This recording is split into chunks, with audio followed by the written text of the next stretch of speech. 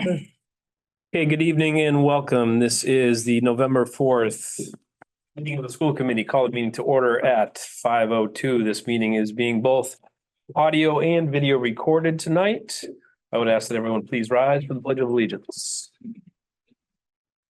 I pledge allegiance to the flag of the United States of America, and to the republic for which it stands, one nation, under God, indivisible, with liberty and justice for all.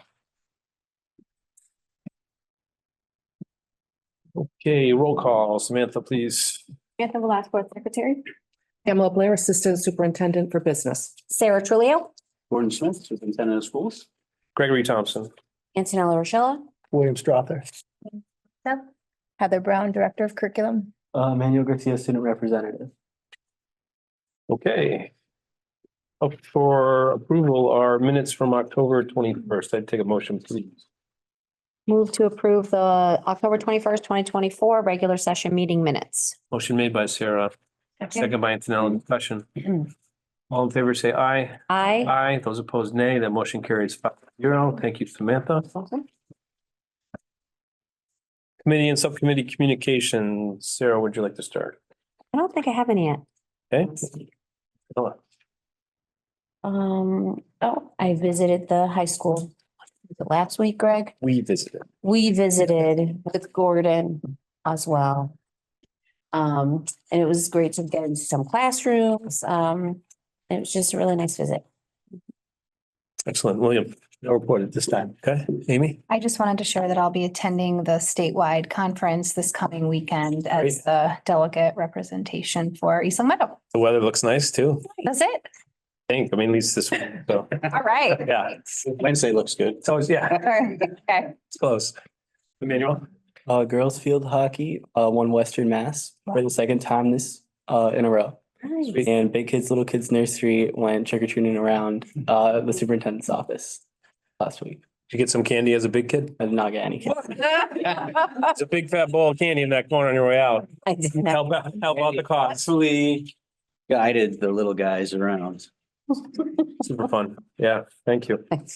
Okay, moving right along, we have opportunity for visitors to address the committee. Seeing none this evening, we will continue with our agenda.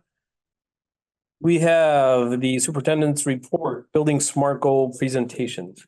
Okay, we have our entire leadership team here this evening, and each building's going to give a presentation. Before we do that, and she doesn't know I'm going to formally introduce her, but we haven't had a chance to welcome and formally introduce Jenny Sullivan, who is our new Director of Student Support Services. So I put you on the spot, Jenny. Actually, we did that 3 weeks ago when you started. So thank you for being here. But each building is ready to go. You have in your folders the presentations on paper, and we'll get them up on the screens, and we'll invite Meadowbrook to start us off.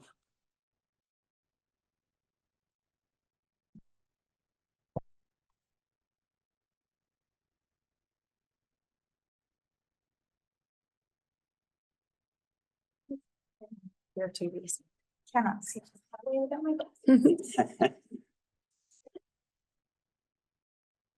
Ms. Lodi is getting ready. We have I'm not picking up on cues, just next slide. Biden is the assistant principal, and this is our first time on that side of the table at a school committee.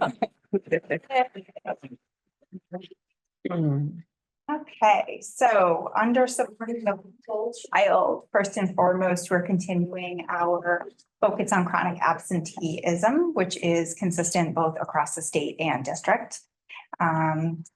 We did make some significant gains last year in our chronic absenteeism rate, and you can see by the graph up there that we've shown consistent improvement in this area over the past 3 years, with a reduction from 27.4% chronically absent to 18.4%. Down to 8 last year. So our hope is to continue that work because we're still not quite back to the pre-pandemic rate, which hovered around 5% annually. So our goal this year is to really try to bring that a little bit closer and down towards 6% by the end of this year.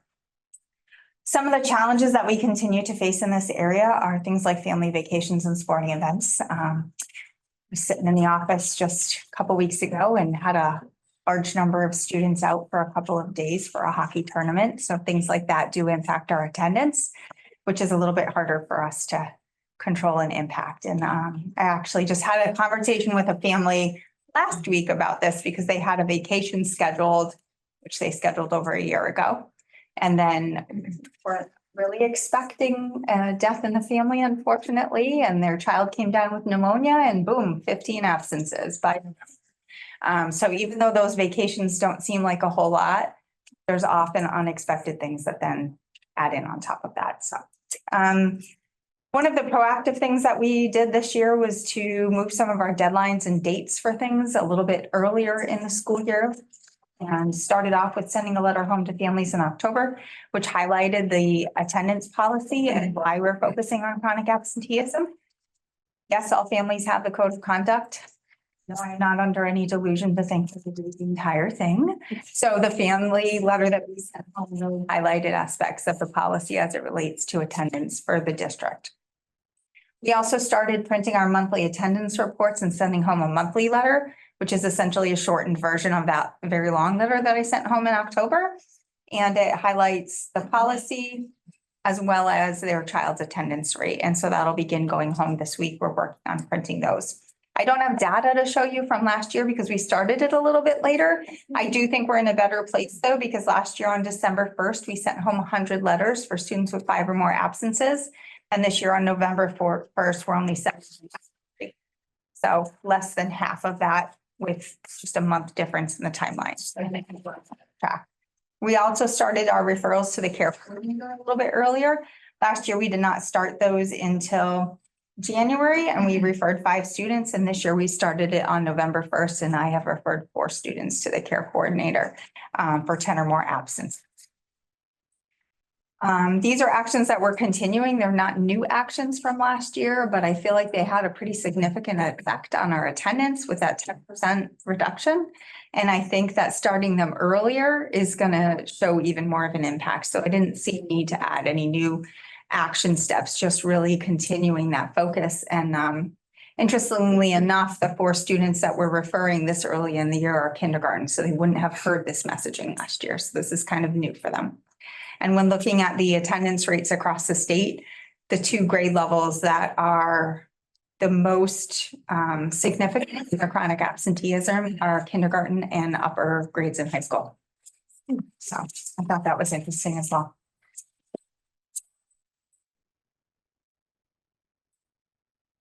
Sorry, I'm moving my slide forward thinking I'm controlling it. I said it goes.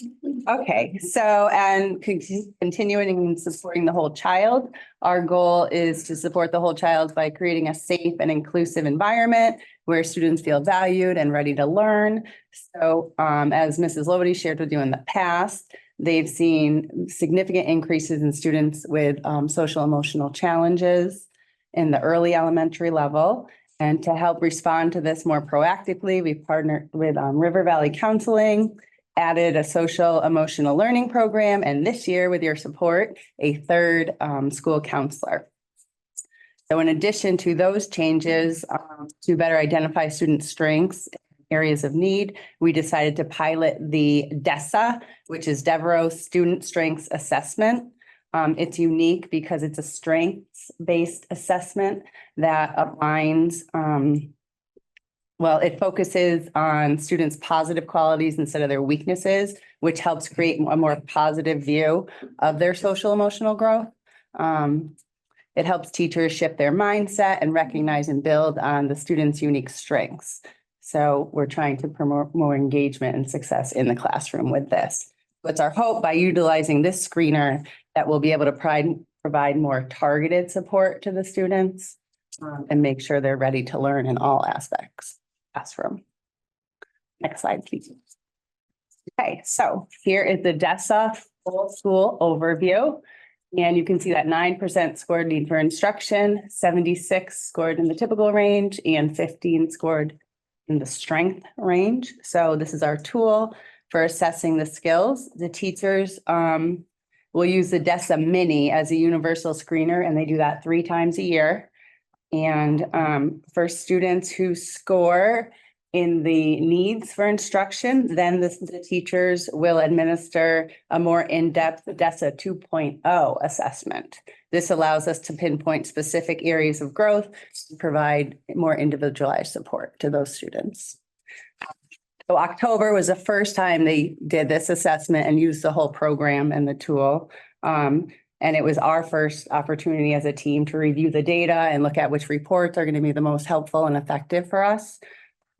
So it'll be interesting to see how that data evolves once the teachers get to know their students a little better, once they learn how to use a program, and once we have more practice looking at the data and the tools itself.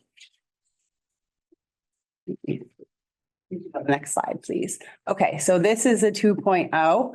So if a student scored in the needs category, the teacher would then administer the 2.0 and get a more specific score on the different competencies that you can see at the bottom.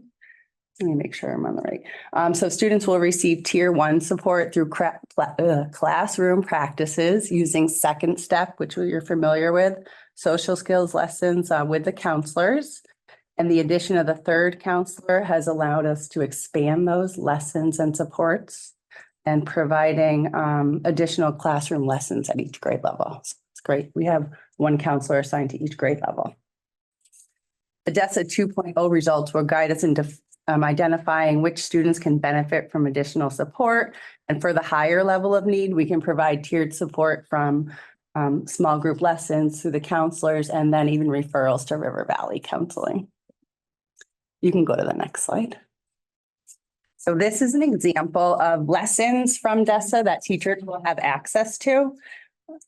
They're tailored to specific social emotional skills identified through the DESA. They can look at their classroom and identify which lessons they think would be the most meaningful for their classrooms or small groups of students.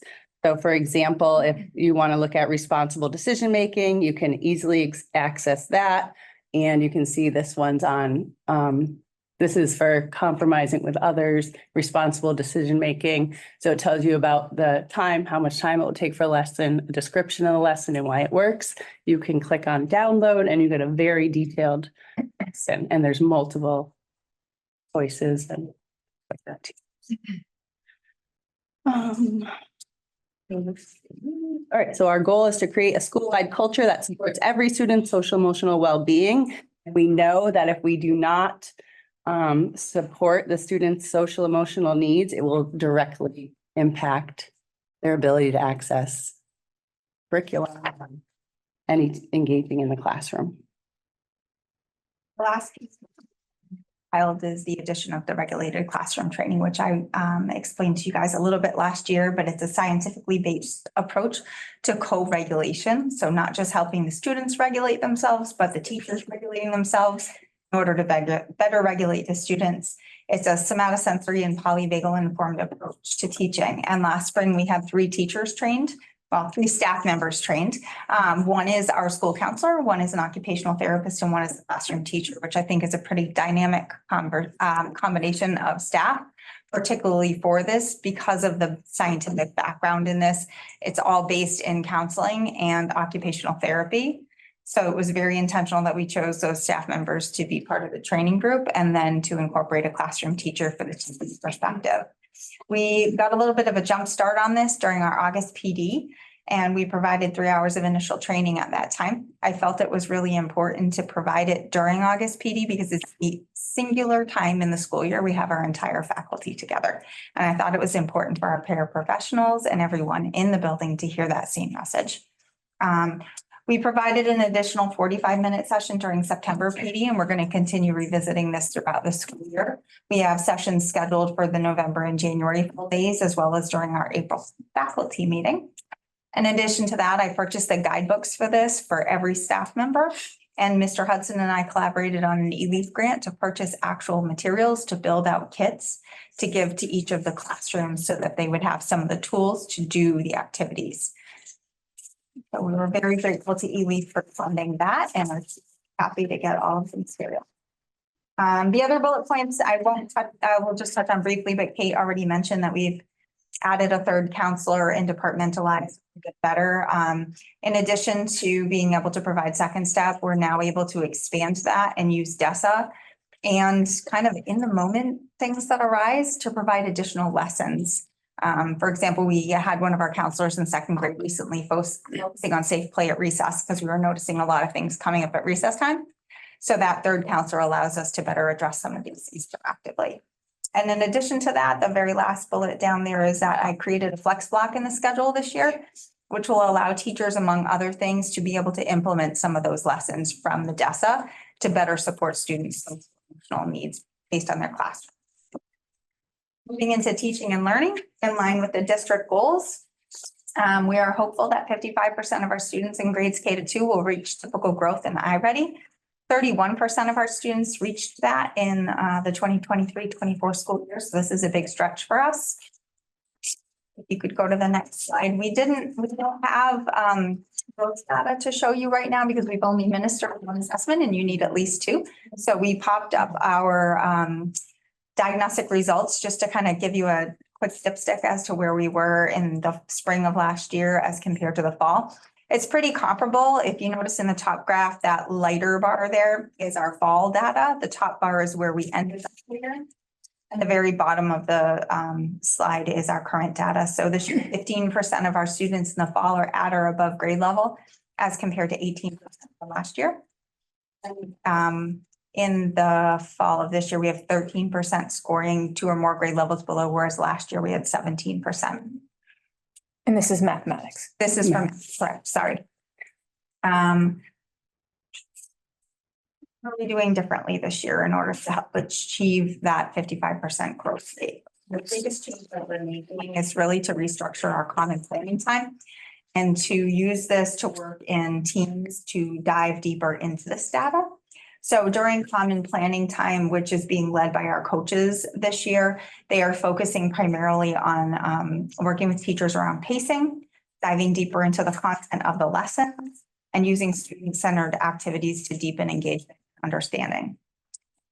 We're also looking a little bit differently during this time at how we approach looking at data. In the past, the homeroom teachers would look at their data, and then the administrators and coach would meet with the RTI teachers to look at the data and determine who is being picked up for intervention. This year, we combined that all together. We've done an elongated common planning time block. It's basically a double block of time, and we pulled the entire group together. So our common planning time is a little bit different at Meadowbrook than the other schools because we have such a big team.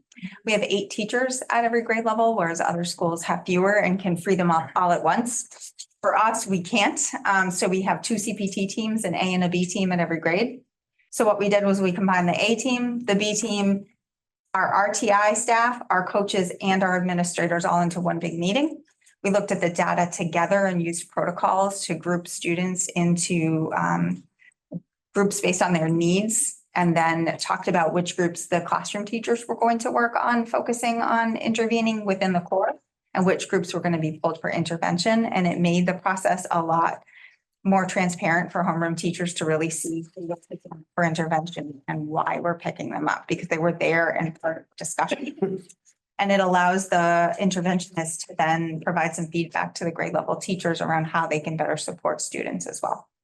That was probably one of the biggest trying to drive this work forward with how we're looking at data and how we're utilizing our common planning time.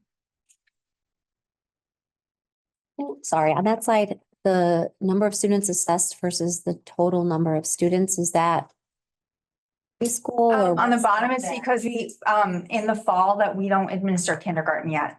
Gotcha. That's what you're seeing there. So kindergarten, their first administration happens in December.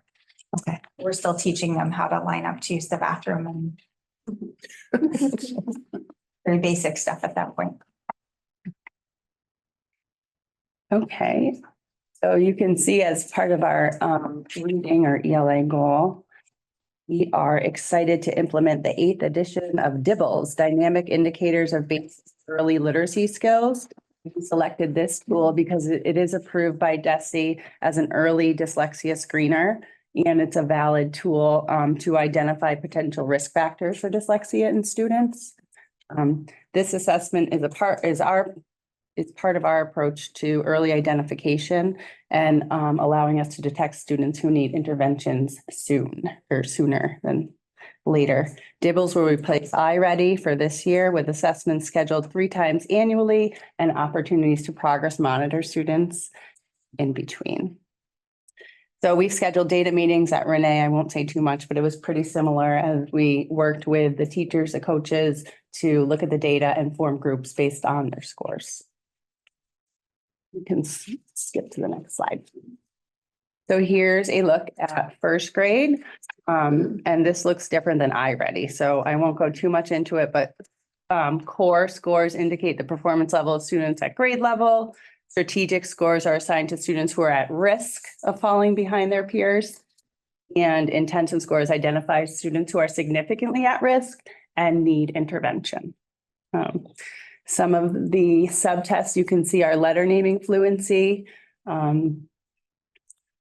which is quickly identifying letters, nonsense word fluency, reading made up words, oral reading fluency, reading a short passage aloud to evaluate accuracy and fluency. And the areas you can see on the areas where we're targeting in first grade, which subtests. And then if you skip to the next slide. Oh, sorry, go back one thing. The second grade, these are the subtests they're getting. And you can see on the bottom, they're including MAISE for a comprehension assessment. So this will provide teachers with valuable information about specific areas of needs where a student needs targeted support and allow them to tailor their instruction accordingly. So during common planning time, teachers will work with the coaches to analyze this data. They'll be placed in the small groups, like we said, collaboratively. And this grid on this slide is one example of a quadrant approach to organize students by instructional needs and focus area. So quickly together, they can see anyone who scored in the red would be in a foundational skills group.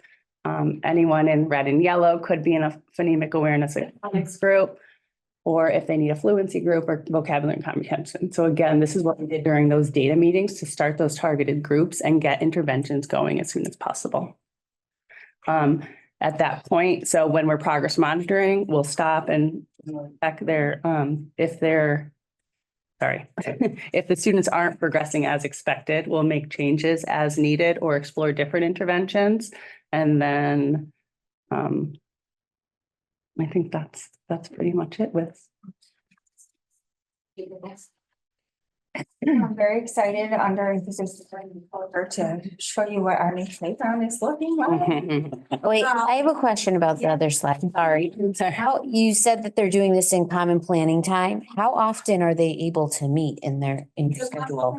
time groups are once a week Okay, for about, technically it's 45 minutes, but by the time they drop the kids off at specials and then go pick them Yeah. up, it ends up cutting into it a Like- little bit. The groups where we did the looking at the data and really getting into it with a larger group. Yeah. I provided coverage for the teachers in order to make it an extended period of time. So we had an hour and a half to meet to really dive into that data deeper and look at it by class. and that's once a week? For our teachers, because they were seeing each other's data during that time. So you can be a little bit vulnerable to put yourself out in the plate like that. Are they still doing that once a week or is it? They're doing the once a week for 45 minutes. Okay. And then after each round of assessment, we're doing those. The 90-minute meetings. And is it always facilitated by the coach? You have, There are a couple that are not coach facilitated, where the teams can do different things, but it's off of basically a kind of a menu. Mhm. Different things that time. Those are just a couple times within each part of the year. What Mhm. we did in order to provide them a more targeted focus is A team, it switches by grade level, but the A team might be meeting with math for the first half of the year and the B team's meeting with literacy, and then they flip. Oh. So that they can really dive into one subject area deeply and then get that later in the school year. But the data meetings we did for both literacy and math for the entire grade level. All right. And then for the dibbles between the first grade and the second grade, are there any connections between how first grade is scoring in the red or the yellow to some of the larger bands of yellow and red in second grade in order to help target like specific types of skills. Like, I'm not sure like what all those codes mean, but seeing like maize at 36% in second grade, is there something that's showing up in the red in first grade that's connected to students not showing that 36%? So the maze is only done, is it later in the year in first grade that we're doing it? Second grade. Just Just second in grade. second grade. But like so for like nonsense word fluency, for letter sounds and then the blending, if they're not getting the blending, then that will relate to their score in the words read correctly. Is that what you mean? So then that would Like, like, there are things in balance. first grade yes, are already kind of showing up as an area of concern.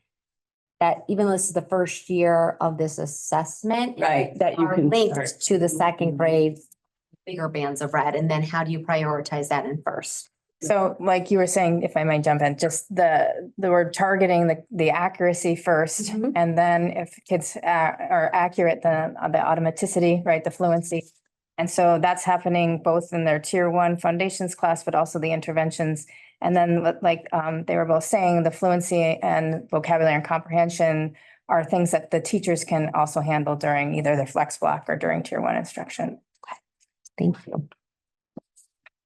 Now back to my excitement about. Now. Yes. I went out there one week and there was like one little blue pull up and I was super excited. And I went back to take a picture and it was like the playground had lost my eyes, and it was really cool to watch out there and see this actually coming to life. I didn't want to get too close because it was under construction at the time and wasn't wearing a hard hat or anything, but I was snooping around out there. And it came together really quite quickly. So it looks to me, with the exception of possibly the swing set, that everything was in as of last week when I took this picture.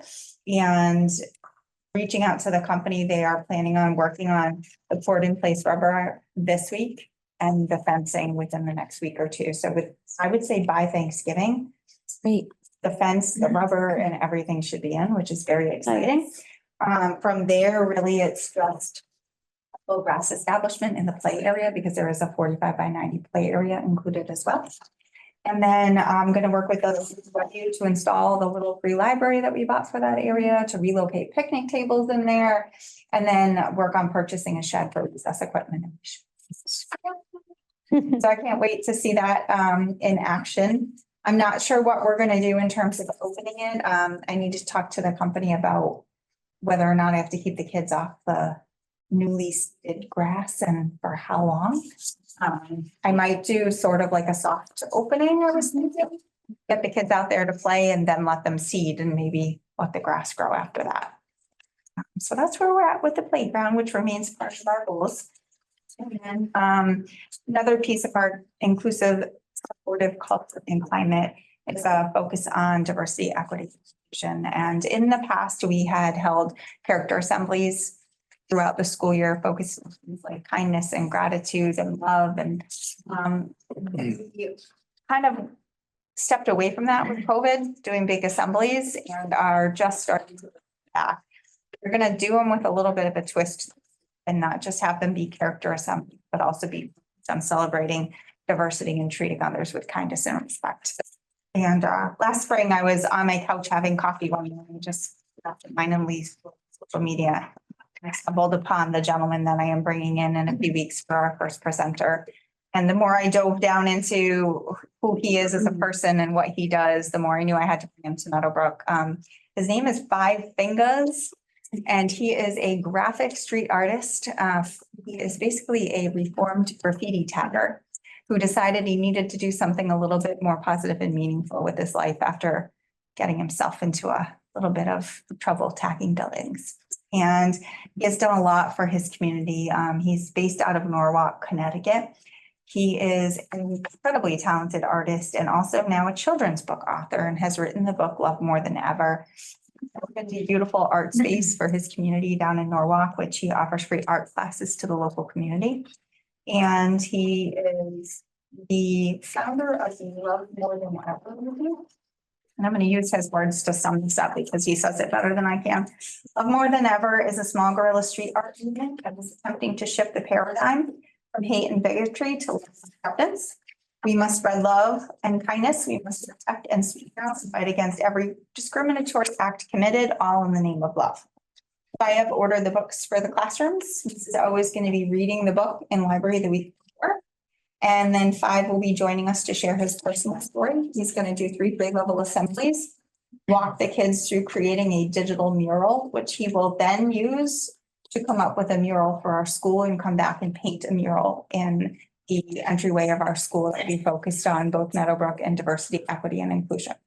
So he's coming to us on November 22nd. I will send you all the date. You're more than welcome to stop in and see him.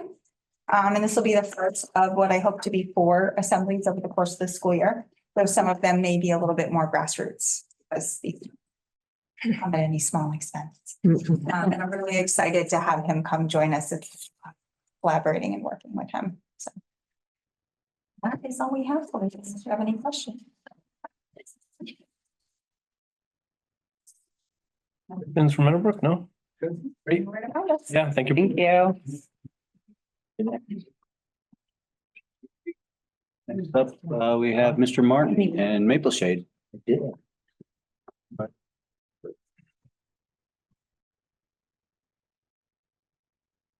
Hello, everybody. Good evening. All right, to begin, in terms of attendance and support for child, I'm going to get into attendance in a little bit as part of the accountability data, but this is a snapshot from Panorama taken at the end of last week. As you can see, we are currently beating our attendance goals. Always a good thing. Just to remind everyone on what the attendance plan is for Maple Shade, utilizing the Panorama platform at the end of every month, I'm able to run a report based on the students who are being identified as critical in terms of attendance, and that allows me to be able to reach out to the parents. And I keep a spreadsheet in order to figure out and keep track of who I've reached out to, what the students' circumstances are. And then if I have to continue to reach out, what next steps I am taking. So as of right now, we're in good shape. And, every month I will continue to go back into this in order to figure out what our next steps are. Okay, in terms of teaching and learning, break down the MCAS accountability results that came out in September. And it's a source of real pride for all of us over at Maple Shade. I'm very, very proud of all the work that went into last year, as demonstrated by these scores, which we'll get to. But this is a result of an entire year's worth of hard work from all of our teachers who are doing the heavy lift of implementing the curriculum, all of our students who are demonstrating, growth and demonstrating productive struggle, and all of our parents who are, supporting our little school that could. So this is a screenshot from the security portal stating that, we hit, 69% substantial progress towards targets. And that Maple Shade Elementary School was one of 3% of schools in the Commonwealth to be classified as a school of recognition for a number of reasons that I will get to starting in the next slide. So the 69% is, it's great, but it is a combination of 2 years worth of data. And if you're able to look at these two back to back, we have 2024 compared to 2023, and you're going to be able to see the specific ways in which Maple Shade really grew over the last year. So in 2023, our annual criterion referenced target percentage was 41%. And we made a significant jump in 2024 to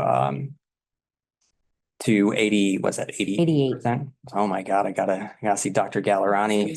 What my cheaters? Oh boy, okay. All right, so at 88%, which it's fantastic. These are incredibly strong numbers because of the percentage of possible points. If you look in 2023, we were at 11%. And this year we are at 89%. So our students were really working hard, and we can see the evidence of that within these numbers. Okay, so overall, I'm going to break down these accountability scores by content area and by demographic to really celebrate, what we saw. So I already spoke about the fact that we're currently sitting at 69% across the 2 years, but we saw a 46 increase on progress towards improvement targets from 2023 to 2024.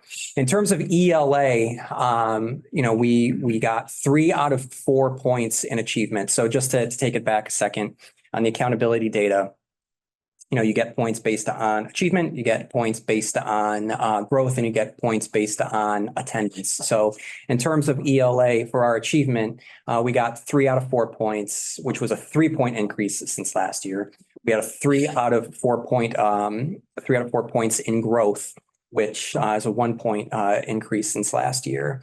In terms of growth and meeting the goals set for us, all students, that umbrella of all students in the building, met the target. And we had high growth for all students. Our lowest performing students exceeded the target that was set for them, and they demonstrated growth. Our high needs students improved, and their typical growth was high. Our low income students continued to improve, and they demonstrated high growth. Our ELL students met their target. Our students with disabilities met their target and demonstrated growth.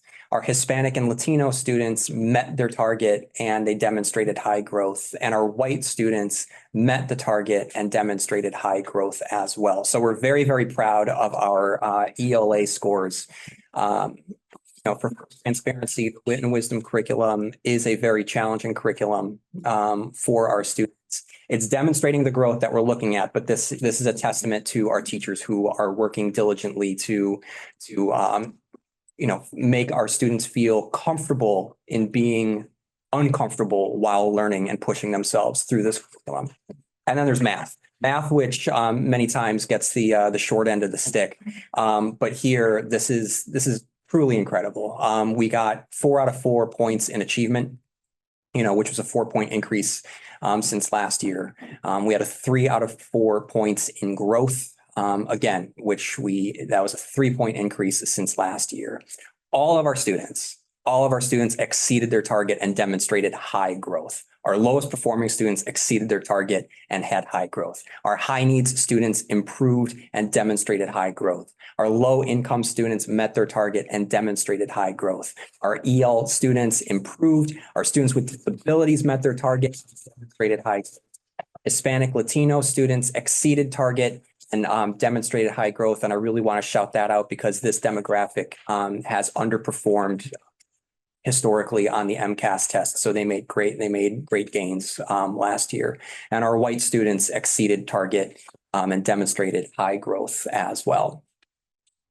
So for science, again, we had a 4-point increase last year from 0 to 4. All students exceeded target. Our high needs, low income, and students with disabilities all improved. Our white students exceeded target. So in terms of the content areas, our students showed up and they showed off. And we're very, very proud of all of the hard work that they did. From a demographics standpoint, if you look at these percentage numbers, again, it's another way of being able to look at the celebratory nature of, what our students were able to do last year. Our low income students increased from 11% to 61%. Our high needs students from 11% to 53%. Our students with disabilities moved to 63%.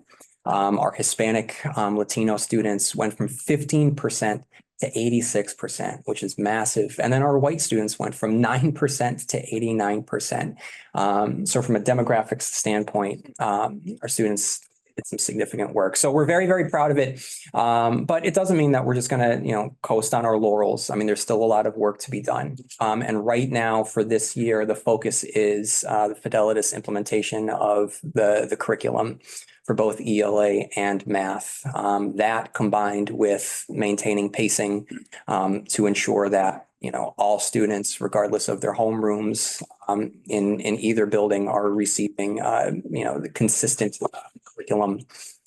So in ELA, all of our teachers will continue to implement Wit and Wisdom with Fidelity.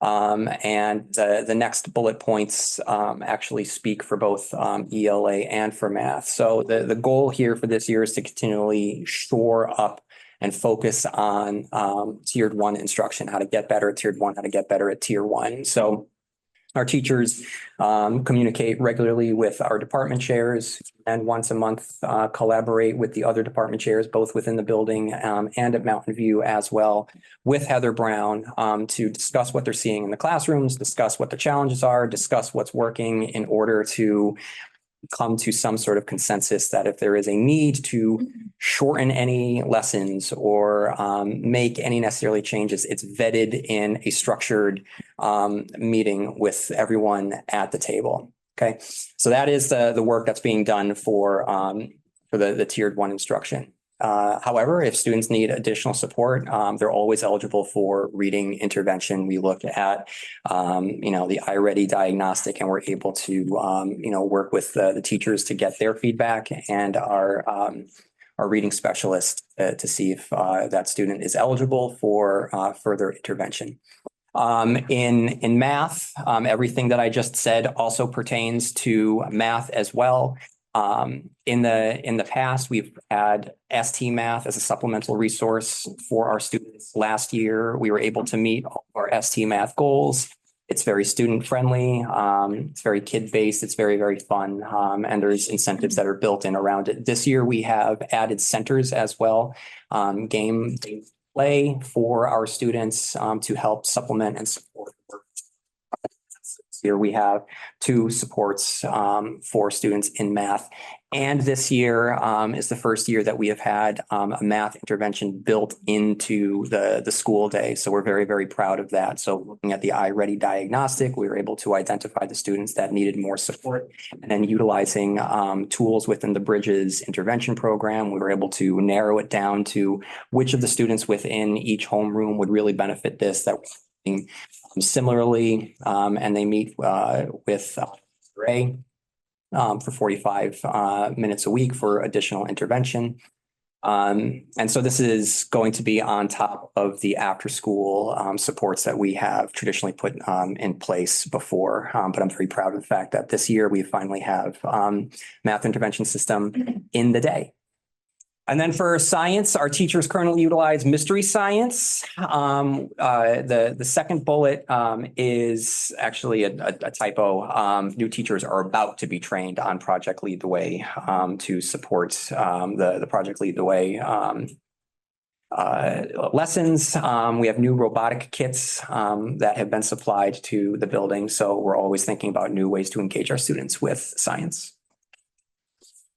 In the case of the after-school options, is there a particular cohort of students that you are looking to have enrolled in the after-school options for tutoring based on either iReady data, classroom performance data, or MCAS data? All of the above. I want to sit down. So I'll be forming an instructional leadership committee. That's something that is going to be up and running soon. So I'll be collaborating with them about what their recommendations are, what they are seeing from their students in the classroom, and having different data sets to be able to look at, including the teacher recommendations, is going to be very, very helpful. So. And then are there cycles? So does it focus on ELA for a portion? Does it focus on a different cohort of students for math? Do students receive both? For the after school? Yes. I'm looking to have, if possible, both literacy and math. But I'm going to work this out with my teachers to see exactly what we can get up and running. But no, to have both would be key. Okay. All right, so I at the beginning of the presentation, I talked about where we are in terms of attendance. So currently we're okay. And the only area that we were knocked, we took a ding on with the data were 2 demographics that I'm keeping a close eye on. And these are the areas in which we last year, which was our lowest performing students and our students with disabilities in terms of their attendance. So I'm going to continue to monitor all of our students. And I'm going to continue the outreach that I have been doing. But using the information from PowerSchool, I have the names of the students who fall under those particular categories, and I'm keeping an eye. Currently, as of the latest Panorama report, the students that make up these demographics are not demonstrating critical need for attendance. So right now we are okay. If that changes, then we'll put in whatever supports need to be put in place to support them and them.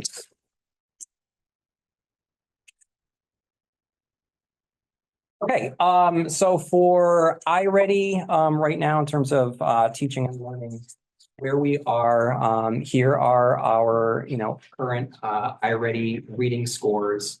And if you go to the next slide, these are math scores, which are very comparable to, God bless you, very comparable to what we saw for Diagnostic 1 last year at this time. And if we move to the proficiency, again, this is very similar to what we saw last year. So if this holds, then, we will have similar success next year. However, based on the fact that we're really working to, increase the implementation and the productive struggle of our students within the tiered 1 instruction, I do believe that we are going to see higher growth next year. But I am very curious to see what our second diagnostic will bring, and that will give us time to be able to, course correct and then provide any significant next steps for students based on what we're seeing on the second diagnostic. Are there structures in place between now and the time of the second diagnostic to progress monitor? Just thinking about, there's a ton to celebrate in terms of accomplishments last year, but as you mentioned, these projected proficiency percentages are similar to last year's. And for the MCAS results, about 41% of students at Maple Shade met or exceeded expectations in ELA, and about 46 did so in math, and almost 60% did so in science. But that still means there's almost another 50% who did not meet state expectations. So are there mechanisms to progress monitor between the first diagnostic and the second diagnostic to help catch students before we get to that next diagnostic? Yeah, absolutely. So we have this year, we're really focusing on the implementation of the trackers in the content areas, and that allows our teachers to be able to, with a microscopic lens, really be able to determine how the students are doing in their classroom. And then again, going back to the communication piece across the grade levels with the department chairs, if we are seeing commonalities from class to class to class, it's not a student issue, that's not a teacher issue, it's a larger issue that then we would be able to bring to a district level to see, what we can do. So that is in place, and we're looking at the trackers, and then there's always, just from an individual student standpoint, we have our ACT meetings. So if students are struggling, able to get them specifically, whatever it is that they need. Going back to what you asked, earlier, we do want to be able to utilize the data that we're seeing in order to help inform who is going to be eligible for after-school supports. So currently we have 22 students in reading intervention. We have 20 students in math intervention. All students are engaging in math centers and ST math. We have our focused CPT meetings, either with our math coach or Heather to, help lead the conversation around instruction. And we're utilizing iReady data along with trackers in foundations, wit and wisdom, math. All right. In terms of an inclusive environment, this is one of the things that I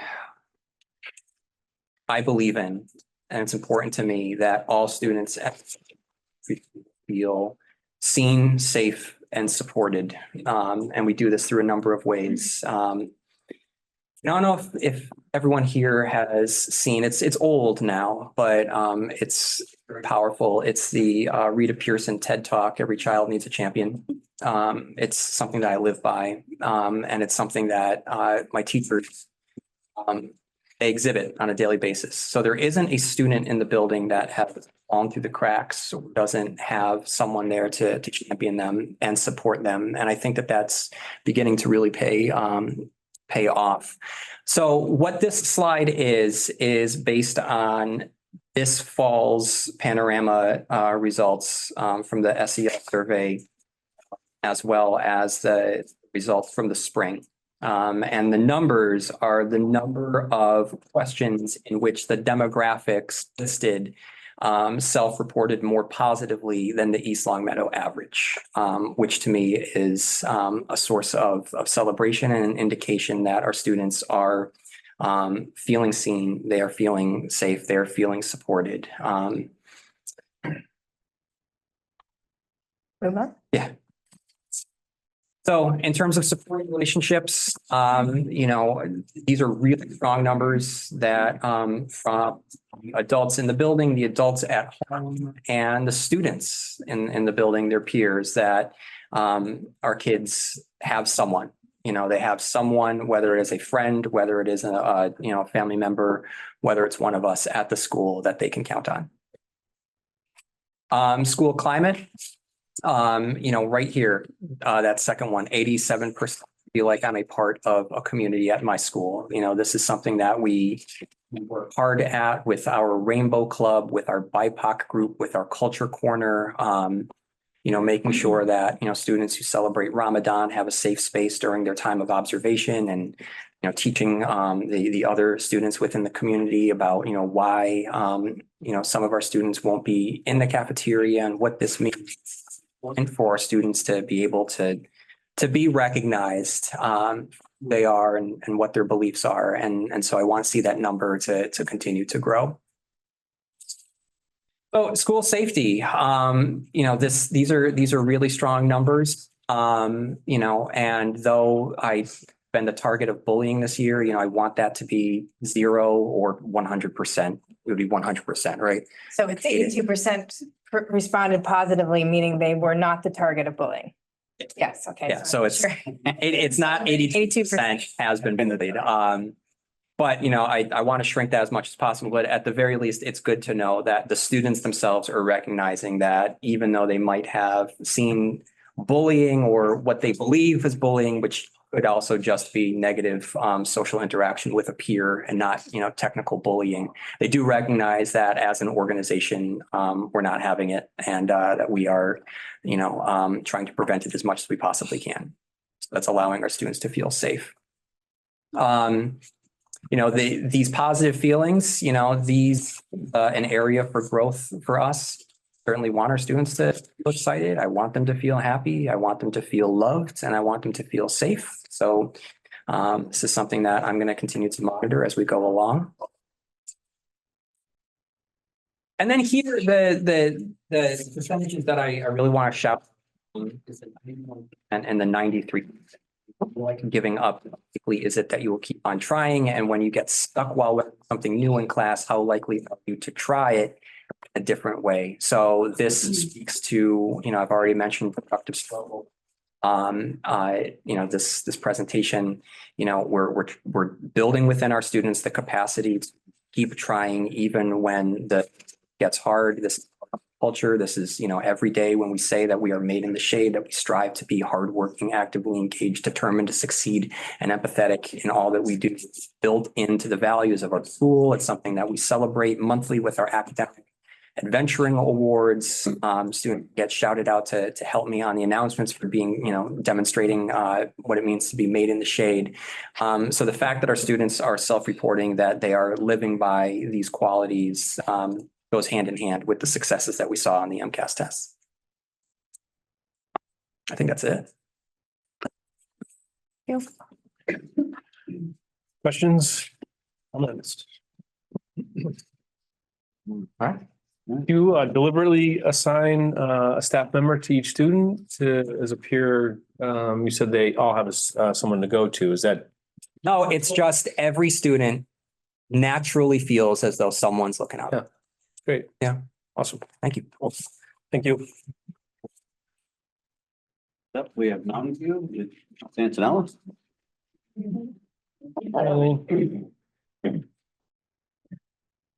Starting with child, our goal says that by creating a safe Ensuring equitable and inclusive learning environment in which students feel valued, connected, and ready to learn. We will see an increase in daily attendance and a reduction in chronic absenteeism.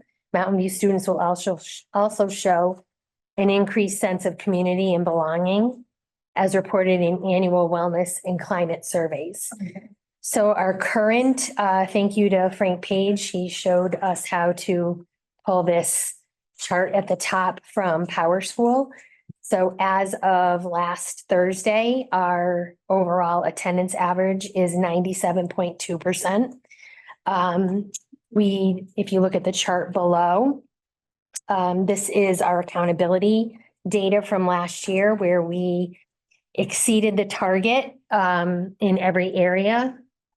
Yep, mine looks a little different on my page, not sure why. The one I printed from Desi has, it said exceeded target for all groups, so I'm not sure what happened with that chart. But we did exceed all of our targets and our attendance rate was 2.9% last year for all students for chronic absenteeism. Proactively feel that if we make our school a welcoming, safe, and happy environment, students will want to come to school. So we purposefully engage students in a variety of ways inside the classrooms and throughout the school, such as engaging curricular extension activities, monthly spirit days, Friday dance parties, lunch groups with the counselors, which is very popular, different contests that we have going on in the building and participation, extracurricular. My Friday dance party last week was Share, if I could turn back time, because of the time change, but I had to explain it to most of the students. Reactive steps. We currently have 17 students out of the 291 enrolled who are considered by DESE's metrics to be chronically absent, which at this point in the year would be about 5 or more absences. Mountain View parents are good at calling or emailing us to tell us when their kids will be out. But if we have a student out more than a couple of consecutive days without a call from the parent, we reach out to find out what's going on. We have had some health issues this year. Again, we're battling several cases of pneumonia, which is how we ended the school year last year. We actually had a child hospitalized with it and was out for quite a while. As the other principals have said, vacations are an issue, hockey tournaments. I actually have a 3rd grader who self-reports to me, just so you know, I'm going to be out next Friday because I have another hockey tournament. So they know they're supposed to be there, but you know, they are participating in something that is important to them. So I'm happy to say that there have been no absences due to truancy or school refusal. And regardless of whether or not, if we've heard from parents, when a child has been out a lot, we send home a letter detailing the total days absent and tardy along with the report cards. So we make sure to alert parents to the total at that time. Next slide. Also, as part of our goal of supporting the whole child, we collect, analyze, and act upon student responses to multiple surveys regarding climate, culture, safety, and engagement. This slide shows the breakdown of the Panorama survey results from the first administration that we've given this year. Our 2 lowest percentages on the survey were in the positive and challenging feelings categories. I was watching Connor's presentation and his questions and responses were almost identical, with excited being usually a lower percentage. It's the statement actually says this week how often someone has been excited to go to school. Maybe if it was phrased different, I don't know, but we always review all of this data. Unfortunately, Panorama doesn't allow us to disaggregate by student as easily as we can with some of our other surveys. But we can see the percentages for each question. So we address those topics during second step lessons, morning community circles, and lunch groups with the counselors. We also, you look at the data from Sabres and our own school designed surveys at the MTSS Principals Advisory Committee meetings, which happen once a month after school. We have both of our counselors, a teacher from each grade level, a specialist and a paraprofessional on that committee. And then we come up with a plan to address each area where we aren't meeting our own expectations. And at some of our monthly staff meetings, we work in small groups to develop ideas to address those areas. Slide. This is our second goal, teaching and learning. Mountain View staff, we utilize high quality instructional materials and instruction rooted in universal design for learning, culturally sustaining pedagogy to show student academic growth and increased achievement. So this slide shows our current accountability data from last year's MCAS. We made moderate progress toward targets. Our target percentage last year was 44%, and this year it is 52%. Mountain View was able to show progress in math achievement, earning 2 points versus 0 points last year, and science achievement, earning 4 points versus 0 points last year. As far as growth in math, we earned 3 points this year, which is the same as last year, and we earned 2 points in English language arts. And then we have the 4 points for the absenteeism indicator. The next 3 slides will show our MCAS performance level by grade level. So starting with grade 3, 45% of Mountain View's third graders met or exceeded expectations in ELA, and 52% met or exceeded in math. Although we'd like them to be higher, we did outperform the state at 42% in ELA and 45% in math. The next slide is grade 4. We had our lowest scores in grade 4. So looking at the question that Sarah, you asked Connor about after school MCAS.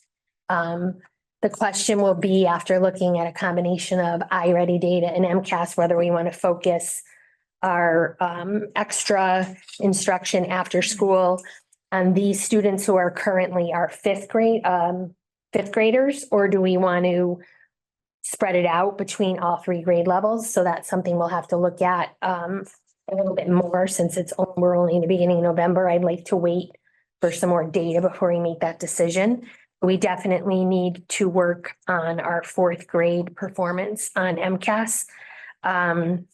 We did not outperform the state at the grade 4 level. So in the past, looking back, grade 4 has historically always been a lower performing grade level than the others. I'm not sure why. I've never been able to explain. But the good news is that by 5th grade, we always do see a jump, which you will see next. So in 5th grade, 50% of our 5th graders met or exceeded expectations in ELA, and 57% met or exceeded in math. In science, we had 66% of students meeting or exceeding expectations. And we significantly outperformed the state, who had 38% in ELA, 40% in math, and 44% in science. Are there differences in how teachers are planning and preparing for those 3 subject areas? Just looking at ELA, where there weren't necessarily any points earned for the achievement on MCAS, 2 for math, but then all 4 for science. Is there a difference in how they're planning, or a difference in the experiences that they're putting in front of kids to kind of speak to going from none to achieving all of the points? I was concerned about that also, so I looked back. We've never received points in ELA at Mountain View. Because I was trying to find a reason why there was such a significant jump in the math and the science, because no, they plan together, they teach. You know, I'm in the classrooms almost every day. When you're walking from room to room, you're seeing the same lessons happening, you're seeing the same materials used. So it's really hard to explain. I can't explain why ELA is not going up like the math and the science. So that's a question about for the after school, do we want to focus a lot of our after school extra prep on ELA rather than math? Yeah, that's what I was gonna ask. Is there some kind of plan to target ELA? ELA has new curriculum as Yes. well. Yeah, we've been using, they're both new, but the math we've been using longer. Yeah. At Mountain View, in particular, the fourth grade, all piloted illustrative math. Even before the rest of the school, it was optional that year. Mhm. So that's why, you know, and they're using, I forget the name of it now, so someone's gonna have to help, but we had a lot of PD last year in the standing whiteboard, what's that called? Thinking classroom. Yes. All of our teachers are using that. I see it in action a lot. So, and also surprisingly, we have more support for students who are struggling in reading than we do in math. I mean, we have a math interventionist now, but we didn't for a long time. And we have a reading interventionist. We have a reading tutor for the, you know, really struggling kids. We have more teachers trained in Orton Gillingham than we've ever had before. So it's really, it's hard to figure out. It's hard to pinpoint Mhm. where the problem is. Yeah, so I think it was 75% of grade 4 either partially met or did not meet expectations. 5 out of 100 kids. Mhm. Yep. It's hard to pinpoint.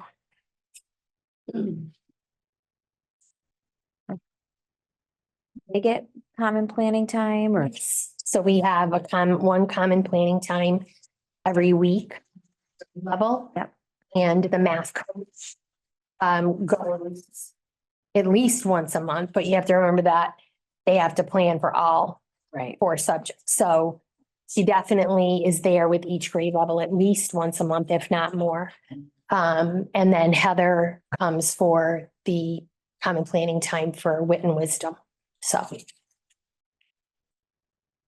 At those common planning times, is there anything you're noticing in terms of trends? I mean, those are just like 75 kids out of 100 is quite a bit in 4th grade. I think, you know, I have to say across the board, the growing pains of learning a new curriculum and internalizing a new curriculum does take time. And, you know, trying to do both a new reading and a new math curriculum at the same time. And I think people felt more comfortable with math. So now we're kind of upping the really trying to internalize the writing, the wit and wisdom specifically, but the foundations we've had, it's a little more straightforward. And of course, that happens in 3rd grade, not 4th grade. We have talked about possibly bringing some phonics work to 4th grade in the meantime, as we, you know, trying to fill some gaps. And it's definitely a different way of teaching reading and writing. And so, for example, one of the professional development options tomorrow for 3 to 5 is why wit and wisdom writing is designed the way it is, and helping teachers to understand and plan that way. So personally, I think it's a big shift. And then the 4th grade did decide in both schools to do alternative modules last year. Because some of the wit and wisdom even responded to this, that some of the books were pretty heavy duty in terms of what kids, you know, are expected to emotionally process. And the one thing that I have to say about 4th grade is that they just recently came up with actual unit plans and lesson plans for those alternative modules. Last year, they were really kind of left to their own to kind of fill in the gaps. So hopefully this year, with more structured curriculum around those new modules, I think it will be a little better. Is the iReady showing any particular domain in reading that's of particular concern? Is it phonics? Is it vocabulary? Is it high frequency words, informational, literature? Even the MCAS data analysis. Yeah. MCAS, our teachers given time to get that to maybe pinpoint standards or we're falling short on, or Yes, they are given time to do that. I can tell you, I didn't put up the specific reading or math data by strand, but the phonics and it's always, the comprehension is the problem. It's not the phonics and vocabulary as much as comprehension. And of course, you can't have comprehension unless you're reading accurately and fluently.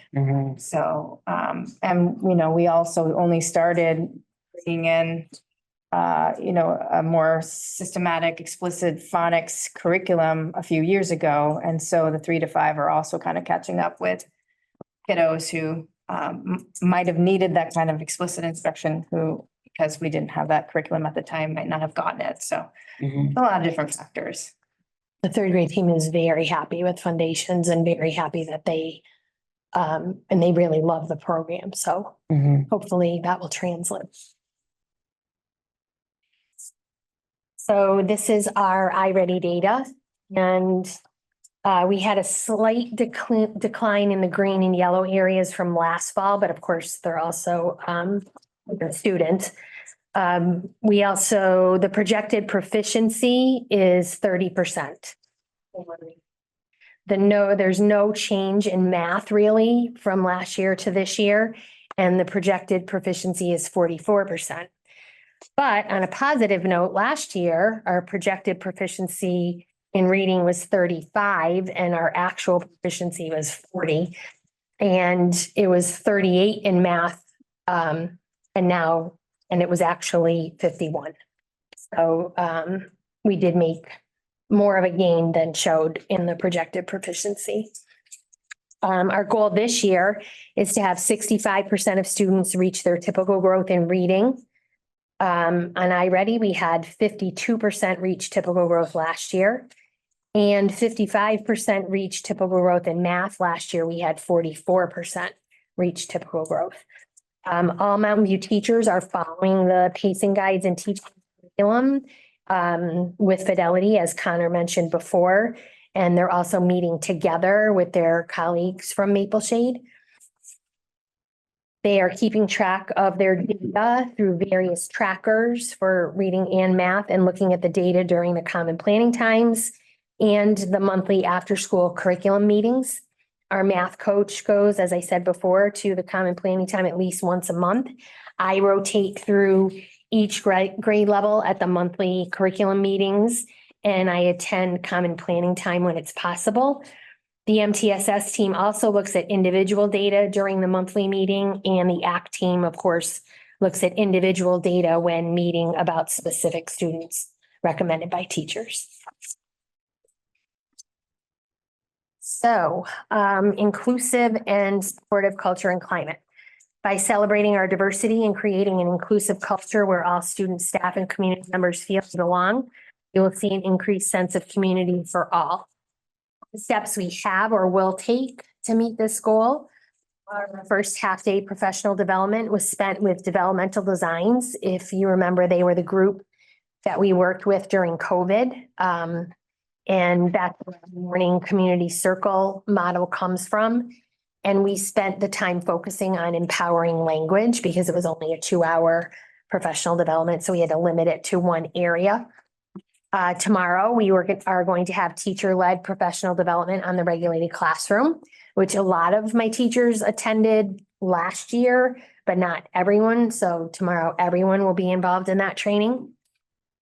We teach second step curriculum to all students, and I am teaching 4th grade second step this year because of the change in Amy Pelzik's schedule. She used to teach it. So I volunteered to teach 4th grade this year. I'm actually loving being back in the classroom.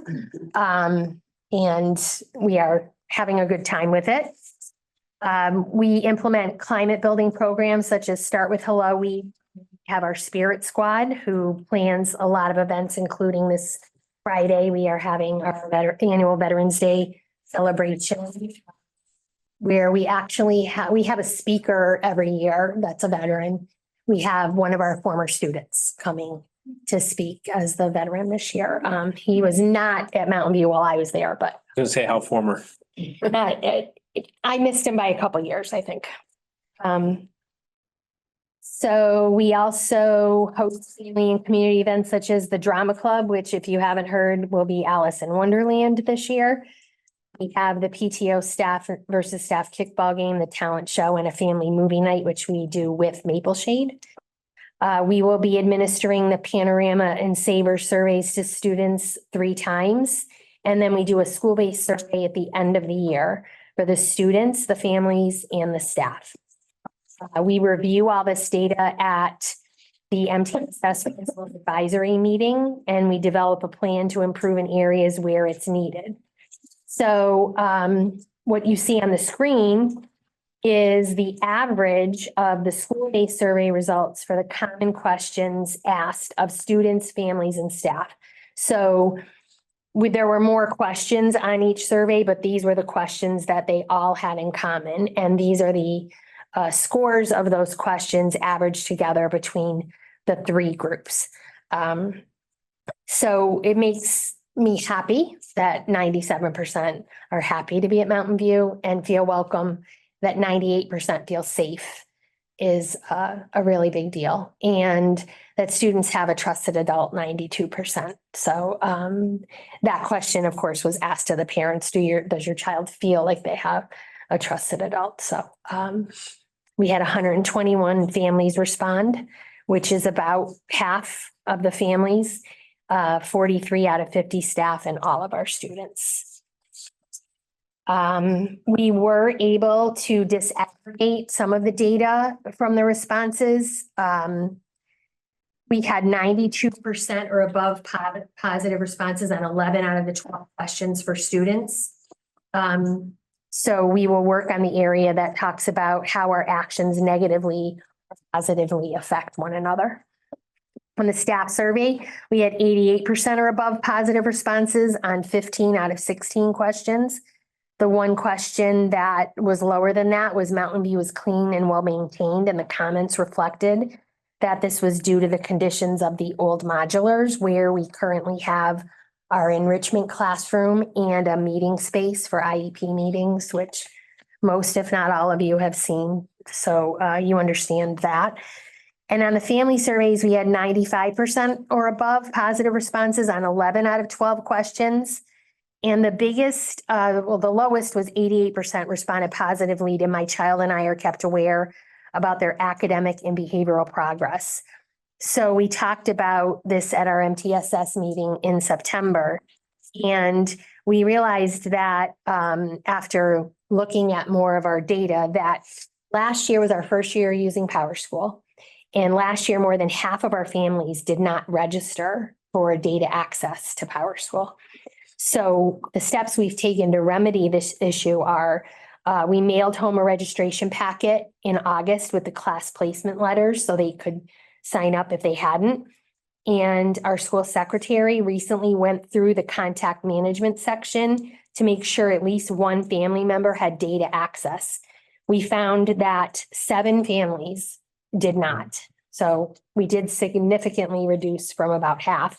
But what we did is we sent home instructions for signing up again. And since then, 2 more families have signed up. So we're down to 5 families that don't have access to PowerSchool. I'm not able to share the Sabres administration, the Sabres data because we just closed that on Friday. So we haven't had time to analyze the results. That's it.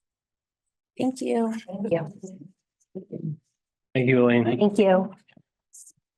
Manuel, we have a ways to go. Do you have homework? You want to go? You're welcome to leave if you. Yeah, you got it. You're welcome. Candy on the way out too. Up, we have Birchland Park, Pearson, and young guy Andrew.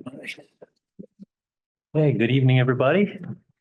All right, so we'll jump right in. Supporting the whole child, we obviously have a goal around attendance.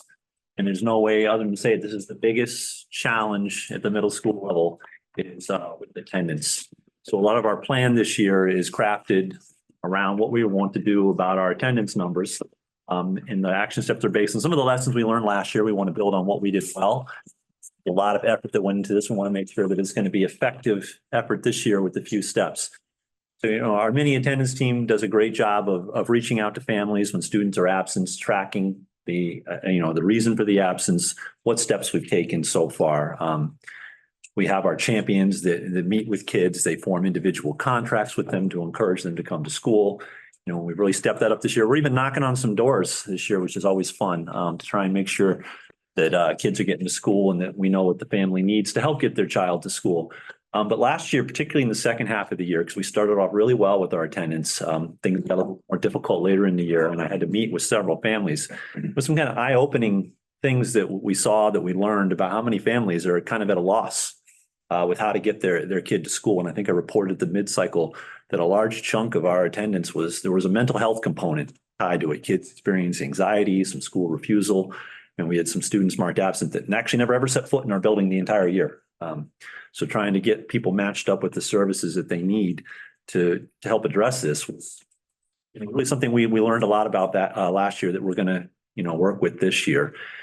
So we also want to recognize the kids that are doing a good job coming to school. We had some perfect attendance stuff we did quarterly to recognize kids that are doing the right thing. We want to increase that this year. We're doing it monthly along with certificates, so kids don't depend on luck of the draw to get recognized for their good attendance.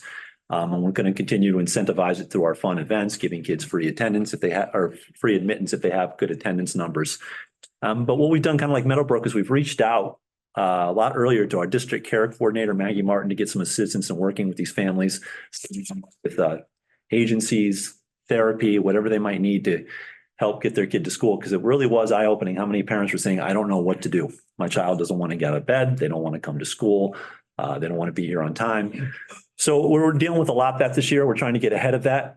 So this goes, again, beyond just apathy or kids attending sporting events or going on vacations. There's a strong mental health component that we want to get out in front of, and we're trying to get on that early this year and getting kids matched up with the services that they need. So our letters have already gone out. You've heard a lot about the letters that go out telling kids where they fall within the state requirements for chronic absenteeism. We sent out 34 in Q1 last year. This year we're up to 44, but we are balancing that out because our number of students that had perfect attendance for Q1 was 116, which is almost double what we had last year at this time. So I think that we're making some inroads, and it's something that we want to continue to build on. Go to the next slide.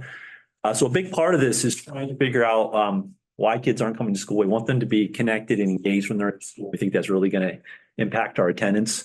So we're fortunate enough to have that weekly long advisory on Thursday mornings, where we have 30 minutes to focus on some SEL education with the kids.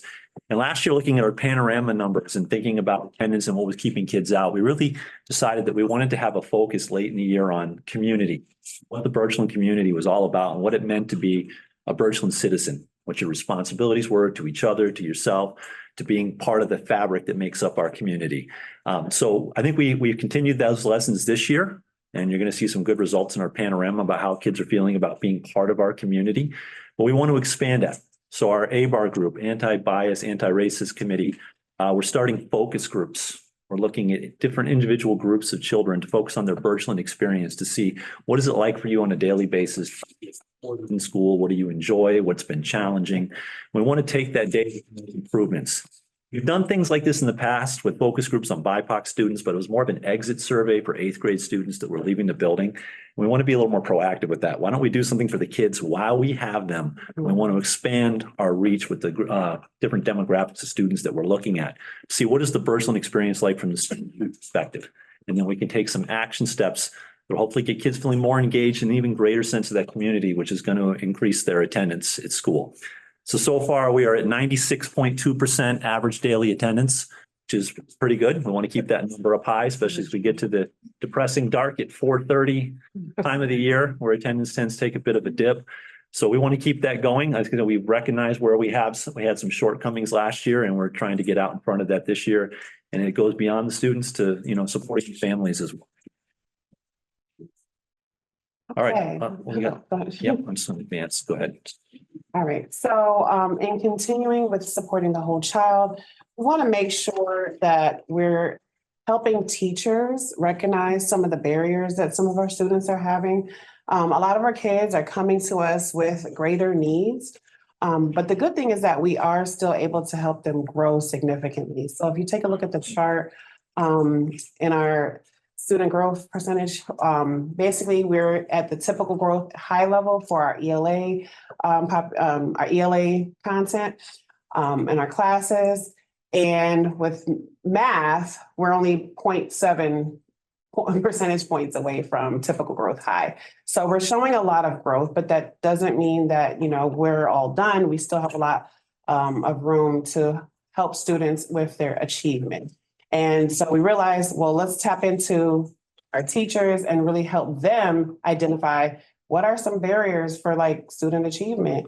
They're growing high, but where are they getting stuck? And so that's where the coaches come into play, like we brought in last year. We got a lot of good traction with that, really good feedback from our ELA and our math teachers, and their relationship and engagement with their coaches. But this year we're expanding it to all of our teachers. And so we've offered coaches to all content areas, and so particularly science and social studies, in addition to ELA and math, we're continuing the coaching cycle. Just to refresh your memory about that, it's typically the coach will meet with the teacher prior to a cycle. They'll identify a focus or an area that they want support from the particular coach. And then over a 2-week time period, the coach will work with that teacher. It could involve, some collaborative lesson planning, some co-teaching, just some observation and feedback, data analysis, whatever the teacher is asking for. So this year we've already had our ELA literacy coach, work with one of our science teachers to really improve writing. So one of the barriers that was identified was the students are struggling writing across the curriculum, and particularly in the science. They're looking at their data, they're analyzing their data, but are they explaining it in a way that makes sense? And so the coach was working with the teacher, and the writing significantly improved. So we saw some samples of that in one of our leadership meetings, which was really, really exciting. Our math coach is also going into more of the 6th grade classrooms, and also working with some of the 8th grade teachers in the enrichment time, frame of the day. And one of the barriers that were identified were the problem with fractions. A lot of students are struggling with fractions. And so the math coach is going to be working with those teachers to help support students around, fractions, and using some of her AVMR experience and expertise as well. So we're really excited about just the whole coaching model, and we'll continue to push that, but now not just for ELA math, but for all teachers. This is some data that Steve mentioned about how our students are feeling in terms of the way that they're being supported. So overall, 91% of our students feel that they have supportive relationships. And in particular, when you ask the question, do you have a teacher or another adult from school who you can count on to help you no matter what? 85% of those students said yes, they do. So we're really happy to see that. Of course, we want it to be higher even. And we'll just continue to work with students in an advisory program, just tapping into students throughout the day.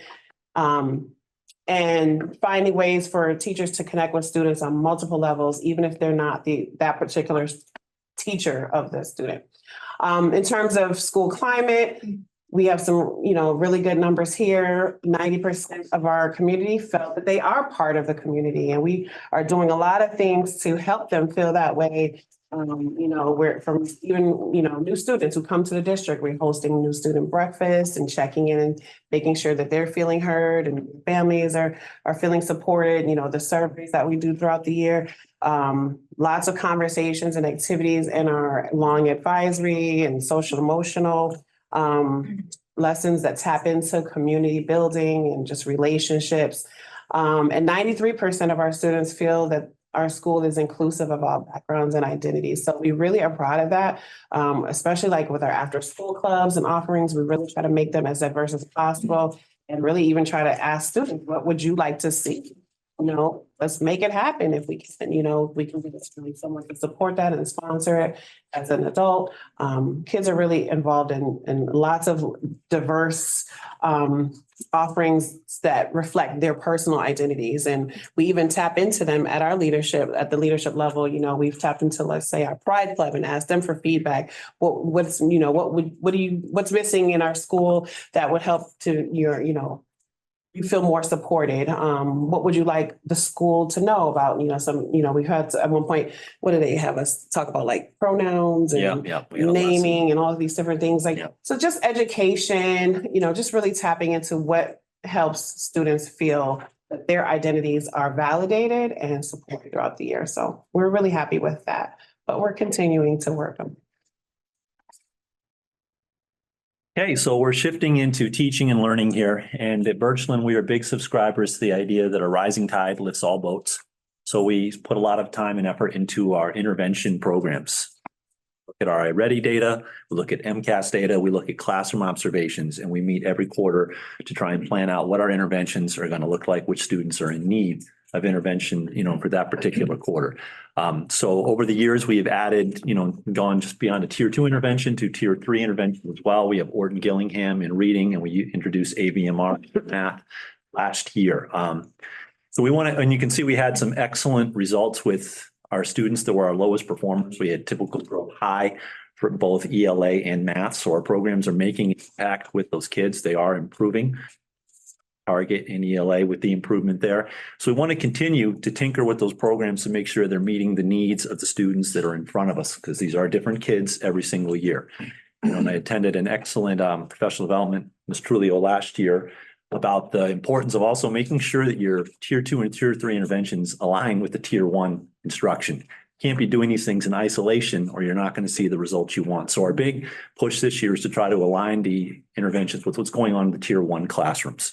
So we're making big use, especially in tier 2, of iReady prerequisite reports, which are fantastic. So if the tier 1 teacher in the regular reading or math classroom is about to teach a certain standard, iReady allows our interventionists to see what skills are the students who are struggling going to need backfilled to access that instruction in the tier 1 classroom. So that's going to be hopefully a big game changer for us this year. Keep those growth numbers high. We need to keep those growth numbers high because, like so Junga said, our kids are coming in a little bit behind where they've been in previous years. So if we're ever going to hit those achievement targets, we got to hit typical growth high every year. We're going to push those where we want them to be. So we'll keep looking at those programs, tweaking them as necessary for the kids that are in front of us, making good use of those prerequisite reports. And I think we're going to see the growth numbers that we need, pushing more kids towards their stretch growth than just their typical growth. All right, so looking here, you can see that we're still in the state. We're proud of the progress we're making there, even though kids are coming in with some significant needs. We're still growing them, staying ahead of the state in all of our content areas, which is important and good. And we want to continue that number and get everybody towards meeting expectations proficient. You go to the next slide, you can see where we stand for this year as far as our iReady performance goes. So this one is for reading. And it's kind of interesting this year is that we're kind of heavy on the ends. We've got kids that are proficient, and then we have a lot of kids in the red and not as much in the middle for reading. So obviously our goal is going to be to grow the green and shrink the red, to put it very simply.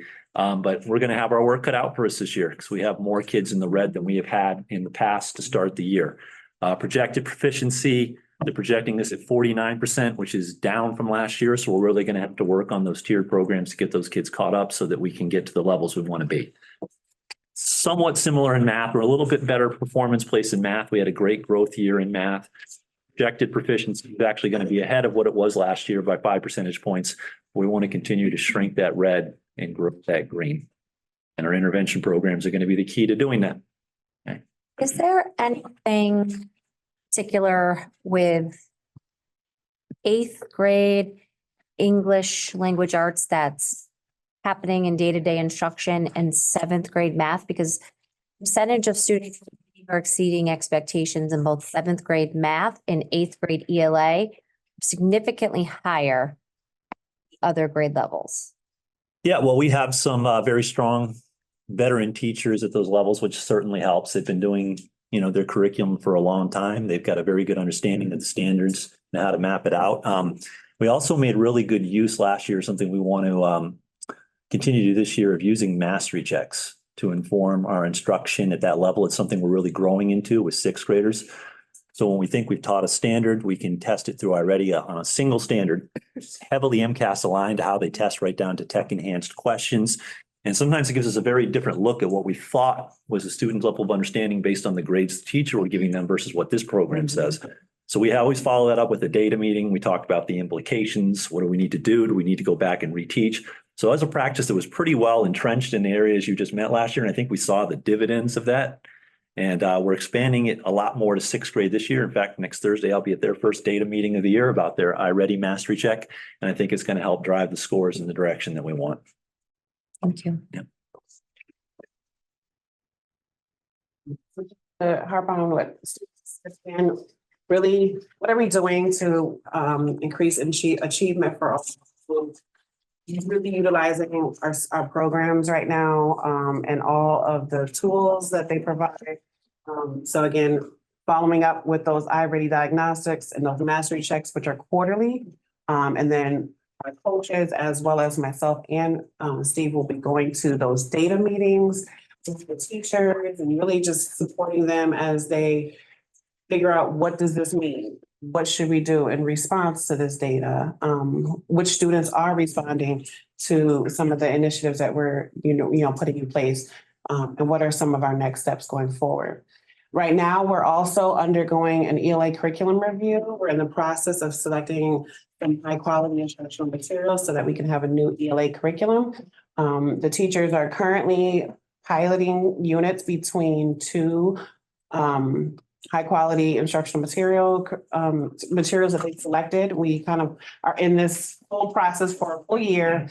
And by the end of this year, we should select a new ELA curriculum for sixth, seventh, and eighth grade that all of the teachers have bought into and are supportive of. It also really help our aligning of the tier 1 curriculum with our interventions, because right now teachers have a lot of freedom. So having something that's a little bit more structured and paced out will help our interventionists align what they're doing with what's going on in the tier 1 classrooms. And of course, we want to recognize the students who need more.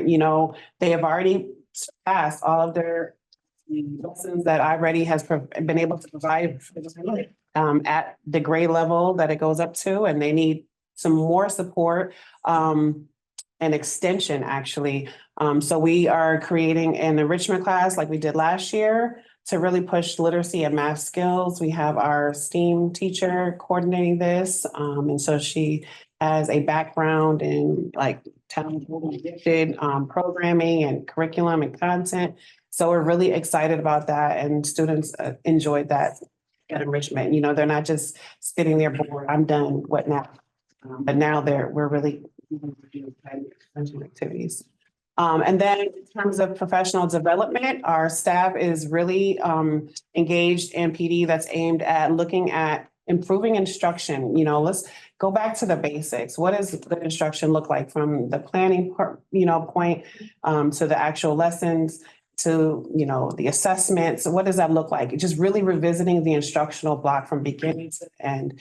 What does it mean to write a quality objective or lesson objective? What does that mean to work backwards from the standard?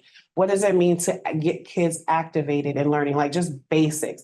We realize everyone came in, is in our school, and they're coming in from different points, and we need to be on the same page with expectations and what we want to see, what that looks like, but at a really high quality level. And then in terms of co-teaching, some of our teachers attended a training this summer, but now every core teacher and every special education liaison was able to attend a half-day training on co-teaching. So right now we are really, really excited. They were able to get their feet wet in terms of the concept and the practice of co-teaching. We're working on developing common terminology and language, sharing best practices, and we'll start to plan some upcoming learning walks around co-teaching, what it looks like, what it feels like, all of those things, and really getting the feedback and just improving it.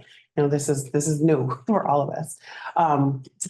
And then lastly, we're really, really excited because we're getting ready to charter our first chapter of National Junior Honor Society. We will be inducting 40 eighth graders. We're really, really excited about that. And so we are figuring out different ways to tap into this new chapter of leadership and also tapping into the National Honor Society students at the high school to provide some additional students to serve students in need and other ways to support just overall achievement in our building. But really, really excited about that.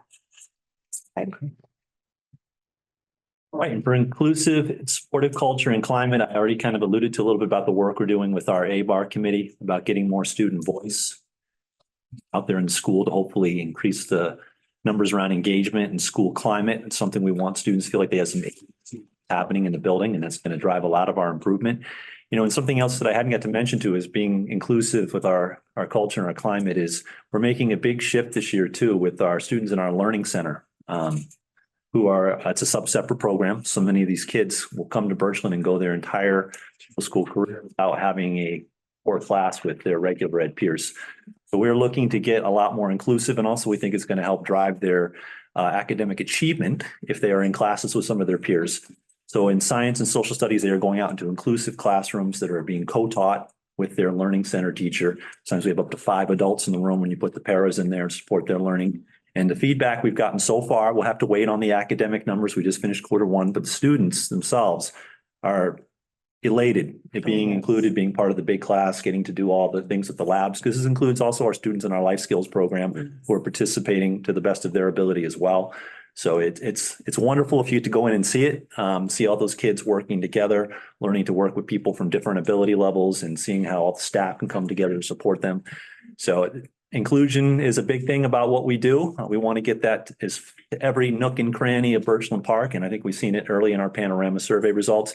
And we think it's also going to extend to our academic results as well. Okay. Questions for us? All right. Thank you. Thank you. Yeah, appreciate it.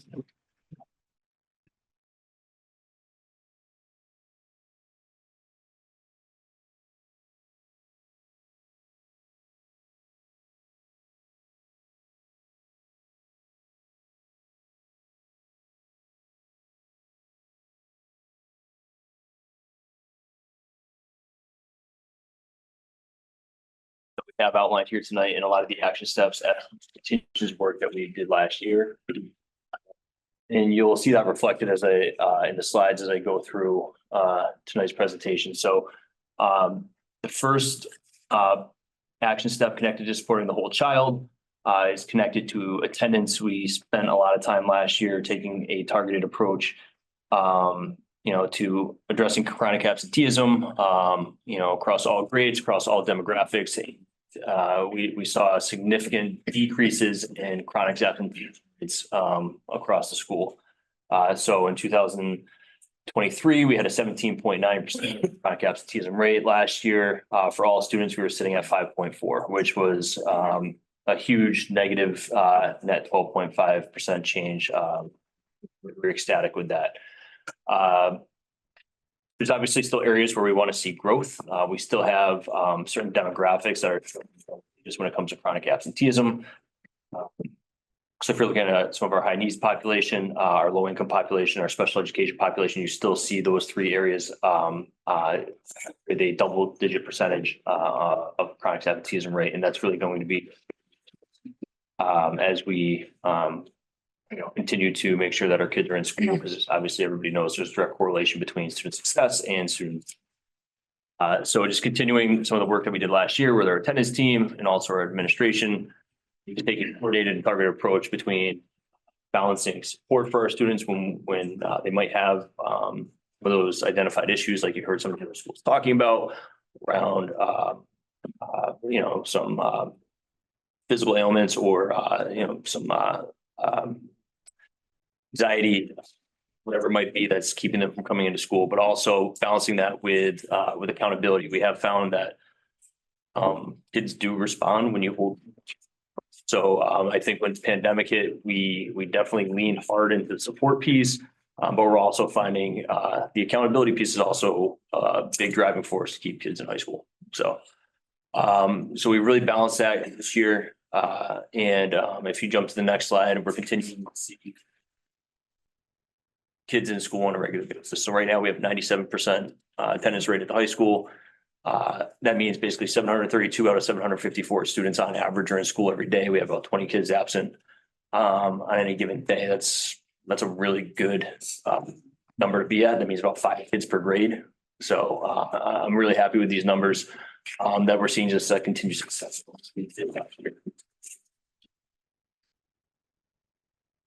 So the second part of supporting the whole child, I'm going to turn the floor over to Amy. She's going to talk to you about some of this stuff that we're doing around the freshman team and also the continued work we're doing there by layering in a sophomore team this year as well. So our action step last year was around creating the supports for freshmen. And this year we just took that and we've expanded on that.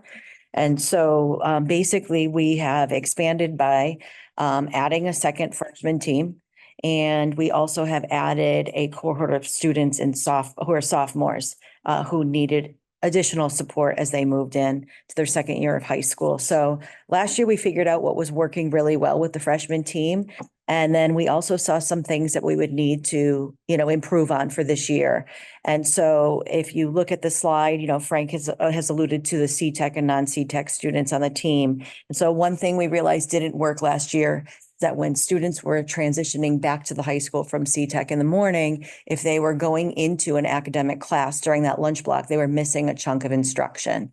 So this year, by having them on a separate team from the other freshmen who are not CTEC students, they're transitioning into a foundations block, which has been very helpful. So they're not missing direct instruction and they're with the teachers from their team. They can move students around to help with some of the support during that block.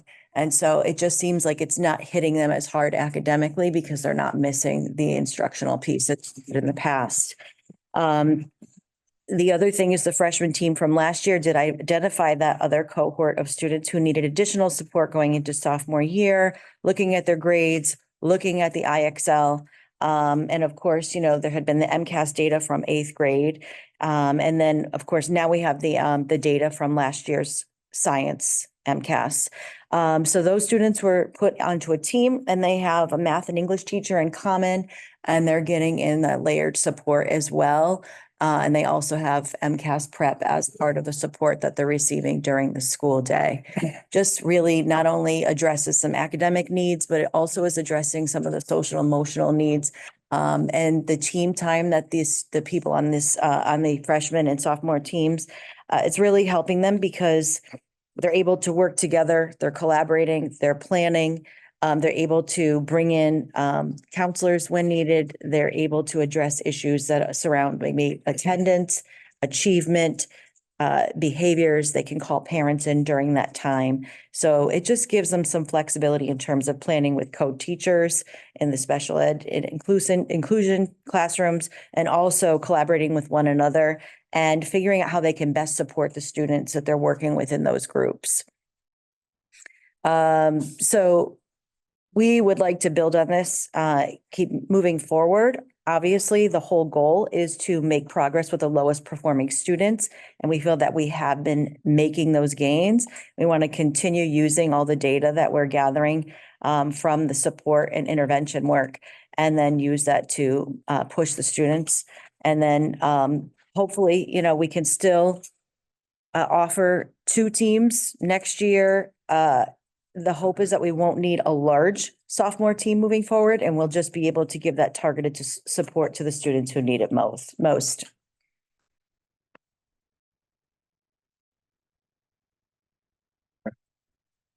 All right. So shifting to the goal around teaching and learning.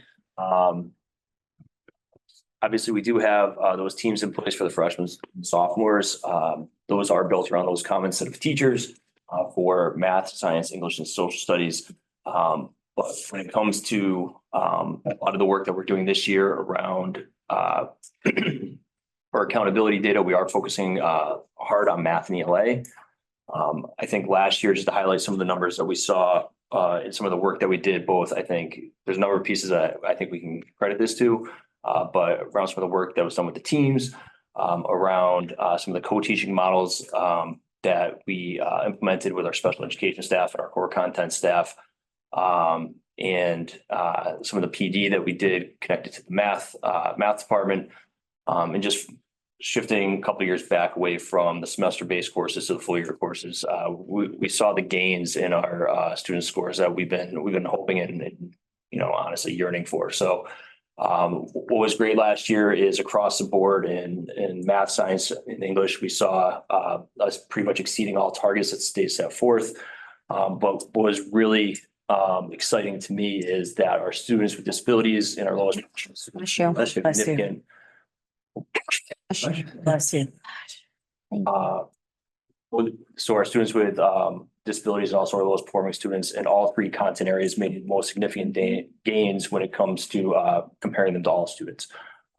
So that was really exciting to see. We celebrated this as a staff back in October when these numbers came out because our staff should be recognized for the hard work that they put into get the kids where they're at. So, but there's obviously work to do.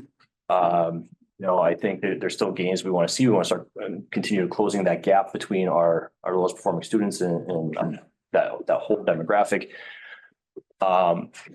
We are continuing that work with running that IXL diagnostic 3 times a year to screen students. And the data from those diagnostics are being used at the individual level for students where the IXL does build that skill plan that is being addressed both in the core in the classes where students have foundations. So we also see it being utilized classroom level when teachers are identifying areas where like whole classes might be demonstrating weaknesses or deficiencies in certain skills. And the next department meeting, I'm going to be meeting with the English and the math departments to just talk through and show them the different ways of analyzing the IXL data for their content areas. Question? No, you can finish. Sorry, I do have a question, but not right this second. So we do have structures in place to support our students and talked about. We also have that added layer that we've added into sophomore year where we have that targeted approach for demographic students that was identified at the end of last year who might need that additional support going into their sophomore year to make sure that they are prepared for this year's MCAS regardless of what level six. Grade 10 retest, when does that?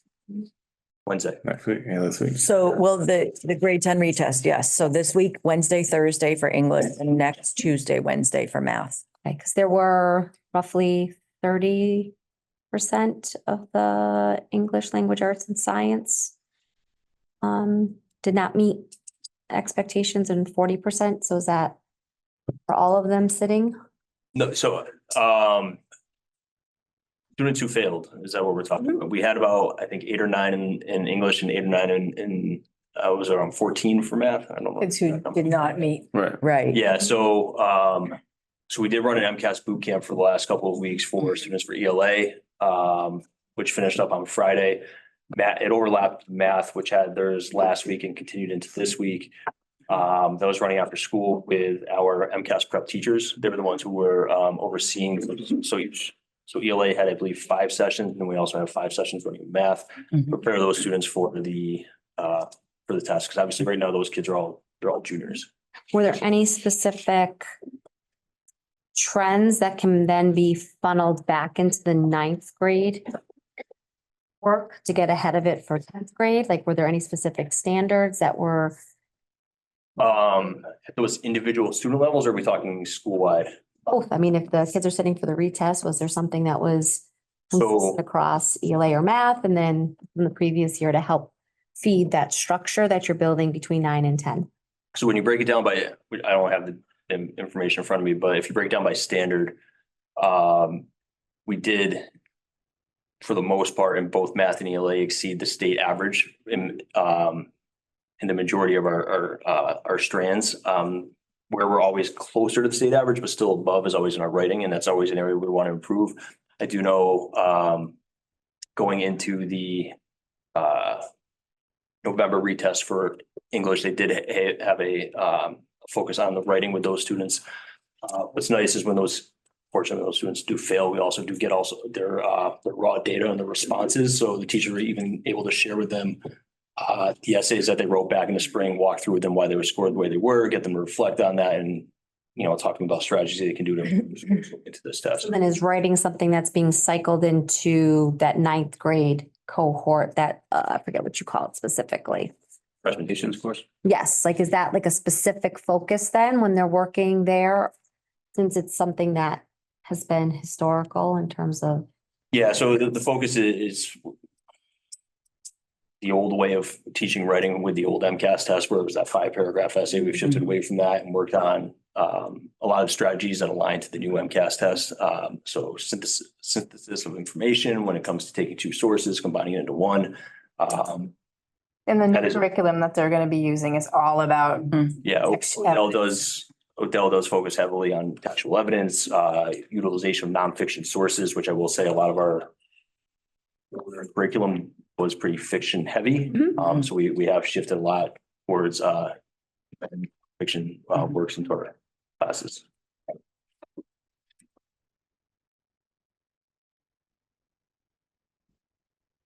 So just continuing that, as I said before, we definitely still have work to do. This is just some information from our Excel that in September. If you look at the different strands where our students are doing well and where they might be demonstrating weaknesses on the ELA side, we did see a lot of strength there. Just that one area of grammar mechanics was below grade level, grade 9. In math overall, there's definitely a lot of work to do. You do see that our students were strongest in algebra, which is of course they're either continuing to take at the high school level. But a number of those different strands, things like geometry, you still see as a weakness.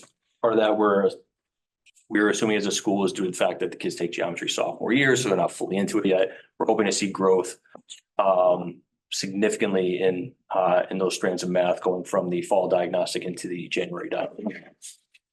So when it says like 500, does that mean like 5th grade? So then are there opportunities then within math classes if we're seeing students come out at geometry around 5th grade and even fractions around 7th and data statistics and probability around 4th, which I don't quite understand because that's not taught until 6th grade, but how are kids gaining access to manipulatives? Because if geometry is a very, very manipulative heavy and vocabulary heavy content or strand, so are there materials within the 9th grade math blocks to support the conceptual understanding of fractions and geometry, especially if kids are demonstrating gaps going back to 5th grade? So to that first question, because you talked a little bit geometry and the use of manipulatives, that is a class where we have 2 really strong geometry teachers who use a lot of manipulatives to go through the content. Second part. I was confused how they're placing students in 4th grade on data statistics and probability. It must just be on the data side because stats and probability don't hit until middle school. Nope. But just how they're using manipulatives and their knowledge base around fractions and geometry going back to grades 5 and 6, like their knowledge of those standards to be able to backfill any areas of concern at the 9th grade level. So just to hit on, the class that has a lot of use of manipulatives is our geometry class. I don't see it a ton in our algebra courses to be fully candid. But teachers, we just ran this diagnostic and we are sitting down in the next month to go through this information, identify the different strands where we're seeing weaknesses and where we might have to make adjustments based on where our students are deficient. So, because obviously all 6 of these strands that you see up here are tested on the MCAS, so we have to make sure that those kids get up to grade level.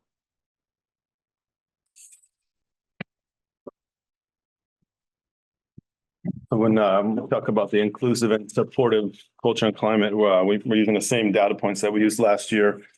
We see a slight increase among our students feeling that they're a part of our community. We're striving for both of those numbers to be above 90%. And we think that the leverage point here is really working with our families and digging in deeper with our students. I think we're already seeing some fruits of that labor. So for example, we have a senior function at the beginning of the year. They sunrise. The first year we involved parents into it.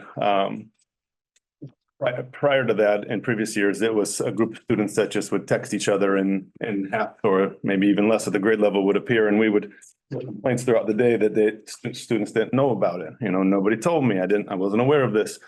So we started working with our parents. They planned the event with us. They hosted the event for us, and the sentiment from the students was completely different. There was this sense of togetherness. There was this aura of appreciation, and so. You know, we've had now 2 events that parents have planned with us and implemented with us. We had a group of a dozen parents setting up our junior and senior semi-formal. They planned with us leading up to it and make sure that we were including. We had parents from a wide variety of demographics, all walks of life, and they were making sure that their students and their students' friends were felt included in that event. And we also got great feedback from students from a survey after that dance, and so.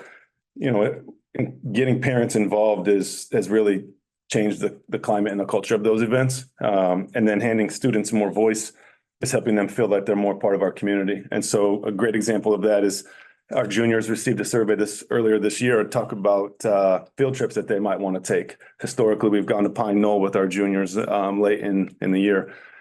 And so I collected all of their ideas and sifted through them and provided them 3 options. Pine Knoll being one of the 3, is in last place currently. You know, so the kids are telling us what we've always offered them isn't helping them feel like they belong to our community. And so the other options are far and away leading. I know the Woo Sox game is a contender. So there's a lot of things that we're trying to do to help these students feel that you know, they are a part of our community, but that community is one that they're proud of. And so we really are just hanging our head on this Spartan Nation mantra and making sure that all of our kids see themselves inside of that mantra. So that's our work in this area.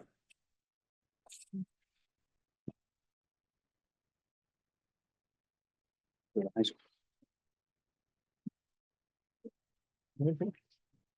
I think we're good. Thank you. Thank you. Thank you to all of you. Thank you everybody for coming tonight. Much appreciated. Slideshow that's coming up later. Good night, everybody. Good night. Thank you. Next item, our discussion of policy KHB, advertising on school district property. Okay, thank you. In your packets, you have, this is a continuation of our discussion from last meeting regarding school policy or school committee policy KHB, which is advertising on school district policy or school district property, excuse me.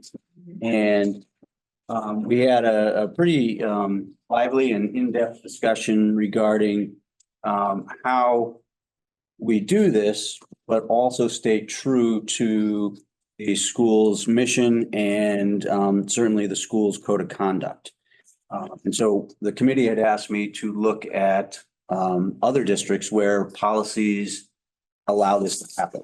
And so doing some research both in the LPVC, but also with some online database at the Mass Association of School Committees, 2 specific policies came into play, both of which I've included in your packet. One was from the Acton Boxborough School District, and the other one was from the West Springfield School District. I shared both of these policies, not only with the chair and vice chair, but I also had a chance on Friday to discuss them with our attorney for the school district. And our attorney was feeling better about how these policies were specifically written, recognizing things such as codes of conduct, mission, goals, and so forth of what districts basically align themselves with. And also that as you take a look, things such as the school committee not recognizing the fact that advertising on school property then becomes a public forum, if you will, because the policy specifically is written recognizing the fact that it's not the same as public forums where freedom of speech take over. So the chair had asked me when presenting this to the chair and vice chair in our agenda setting meeting to take a shot at creating a draft. And so that is what follows in your packet. Original policy KHB, which is a relatively short policy, and draft policy KHB that takes into account both some elements of the Acton Boxborough policy and then a lot of the elements that are found in the West Springfield policy. And then in addition to that, adding the actual rules and regulations or procedures, which is KHB-R. I won't read through the entire, unless you would like me to, the entire policy and procedures, but some of the highlights I just gave you on KHB, the policy itself, which is a little bit longer than the current policy, and then the procedures go into some incredible specifics, and one of which is where the school committee would even allow this to happen in terms of advertising, should they allow a specific group to advertise. And right now, really the only designated area that we have ever really talked about is the fencing of the ELHS athletic teams. That certainly can be amended, as you see in letter B, at such other locations as deemed appropriate by a vote of the East Long Meadow School Committee. Basically, the policy draft and the procedures bring all the authority back to the school committee. The one thing I would offer for further discussion and review is that the West Springfield policy is set in such a way that they were looking to advertise as a way of raising money for athletics. I don't know if the school committee is interested in doing that for the high school. I know that some of the groups that have come before us have been rec groups that are raising money for those specific rec groups. That's a discussion I think that still needs to take place in all of you, because that's not something that the school system has ever done, using advertising as a way to raise revenue. Therefore, given that that's a discussion we haven't had, I didn't put in the actual contract. The contract is geared, if you look at West Springfield's, around specifically looking to raise money and what banner, if you will, what size banner you choose to purchase. Discussion.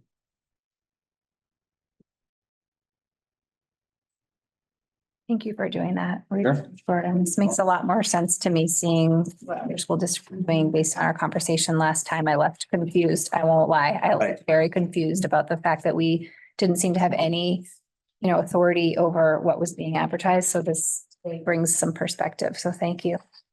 I think in our discussion with the attorney, it gets to the specific language where you're saying this is not a public where anything goes. But it really is designated the control by the school committee. So groups would still have to come before you to put anything up, whether that be the high school, schools within the district, or the rec department. Under the exemptions and exceptions on the third page of the advertising policy, rules and regulations. It's specific to talking about public service announcements or announcements of events directly related to services of the East Long Meadow Public Schools or East Long Meadow Town Departments. So I know currently we have signs up outside of East Long Meadow on school property. So would those then have to also come before us? Okay, so like if there's events in Summers or Long Meadow, then those would not be included in this. And Right. whomever is seeking Those that, groups should be seeking approval in accordance with this policy. What the school committee wants to do with something such as and the E-Leaf Spartan Sprint, that would be something that could be discussed. And is that added as an exemption or an exception?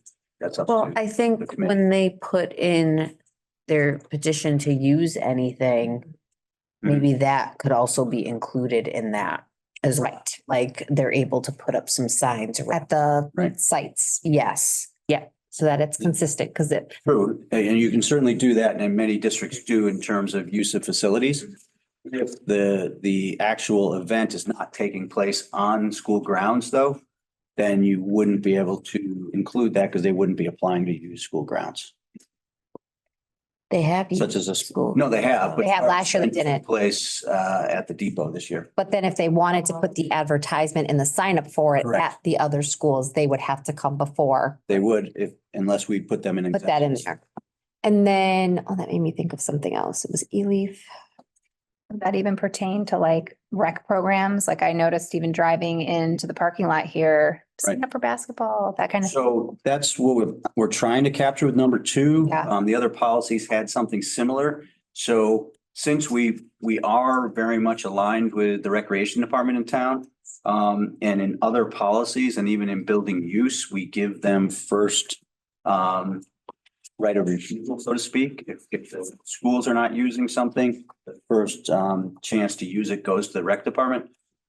I was capturing it there in number two. If that's something the school committee does not want to do, then we should probably revise that. No, I mean, for me, I think that makes sense Mm. because I think the amount of times folks would have to come back Right. to us over the course of a year for those types of, Number of would be times. in quite a few. Every year. Yeah. Mm-hmm. But I do think it got confusing because we had groups that came before us where I think the committee was thinking this is a one-time request. And the group petitioning was thinking this is now forever. Correct.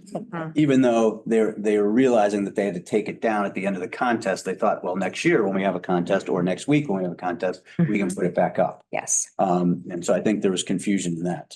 Understood. So when it's an outside of town departments entity, even if they've donated money, that they still should come before you. And if they come before us and ask for the duration of their season, that's something that they could ask, or they have to come before us every single game? I don't believe if we're not going with the contract or we were going to change the use of facilities, we can, it's the school committee's prerogative. Should be up to us. Yeah, Okay. to revise that. Currently, we don't have anything reflecting that other than the original policy.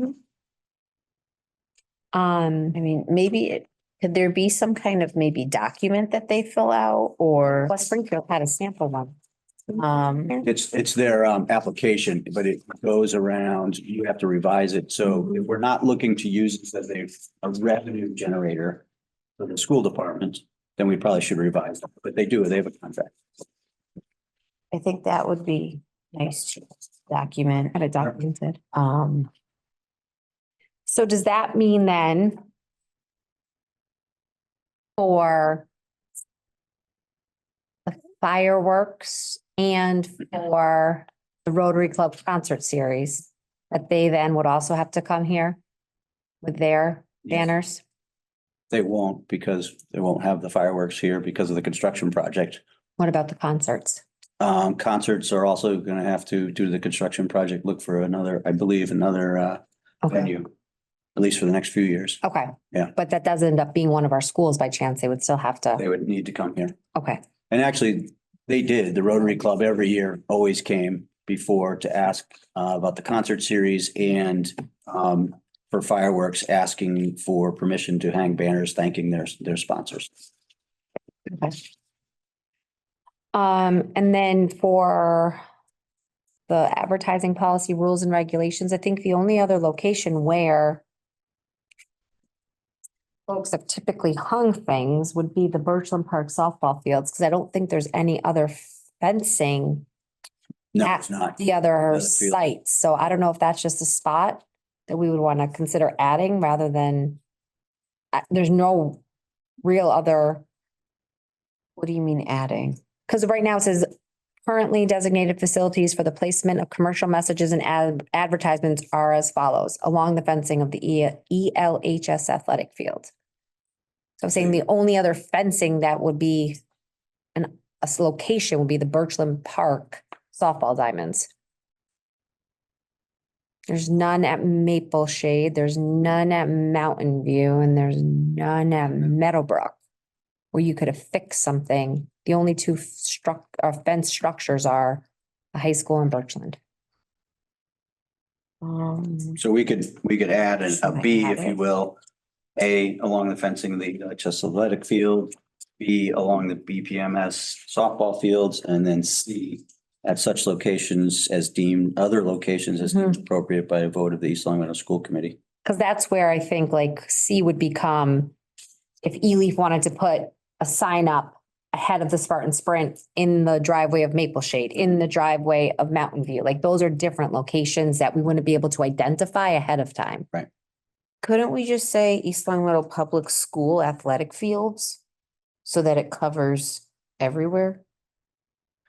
You could, but there aren't great options at the elementary schools. I know, but it's, yeah, I mean, it's still all covered. Yeah. So We have a new fence going around the new playground, like it's just, I mean, I know it's. You could advertise in the new. I'm just saying Yeah. that maybe to be I more don't know. general might be easier down the road. Yeah, that's what I'm thinking. Sure. I can revise this and bring back a revised contract, if you will, that maybe is added to our. I don't know that you want to add it to the use of building, because not every time a group uses the building, they may not be asking us to. Right. To The advertise, so maybe it's sponsorship. just attached to this without the revenue piece. Did Mr. McGee have any opinion on generating revenue through? The only time that we've ever encountered that in terms of discussion, it's been high school booster groups asking us, which they have the opportunity to do. Those are separate accounts, aren't they? Right. Totally, yeah. Right. And they have discretion over how those booster club funds are spent. Correct. As do the rec. Right, but this would be more to say. Like if the athletic department through like the high school wanted to create a fundraising opportunity for its account, that they could then kind of. Would that cause? I can't speak for Mr. McGee, but I do know it takes a lot of management. Right. Having been a part of it quite a few years ago as the principal of Ludlow High School, when we started to venture into that. And we, as a school at the time, were very thankful that central office took that over. So I'm just guessing that Mr. McGee may have that same concern, because in addition to his regular duties, he then would be managing sponsors, and you also have to then, similar to that contract, if it's annual, then you have to make sure that groups are updated annually and they're told, okay, these signs are coming down, and that becomes somewhat of a management nightmare. I mean, I would hate to say, like, no, if it's something that he thinks is potential revenue source that can support the athletic teams here.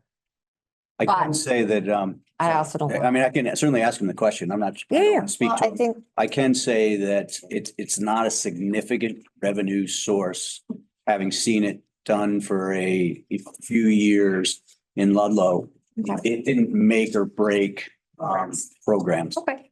It didn't make enough money to say, oh my gosh, wow, this is really incredible. We're now able to do all this for these teams. Okay. All right. So then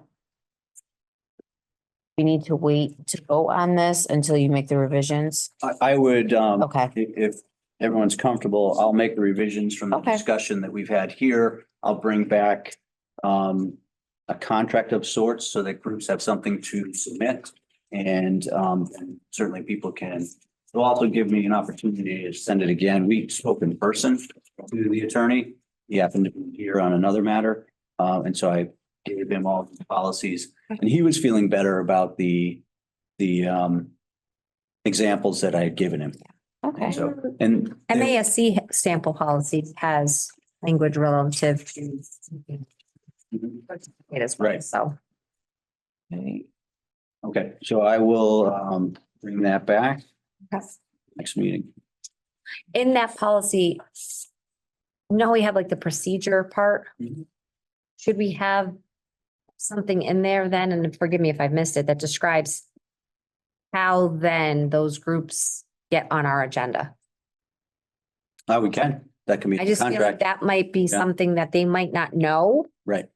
So like if that's the expectation, then our procedures, don't we have like a policy, but then the procedure? Yeah. Mhm. Then Has there's, it in there. yeah, like then that should reflect What they need to Right. do. what they get need to that. do and the timeline by which we would expect them to do it so They that, understand. so that there they is a- really understand, like, we're not asking. You can't ask us for The night tomorrow. before, and you can't come, kind of like the field trips, like you can't Mhm. come Yeah. 3 days before you're trying to leave the state, like, there might not be Right. opportunity for that. So really thinking about a timeline. Do they get in contact with the superintendent? Do they get in contact with the chair? Like, Mhm.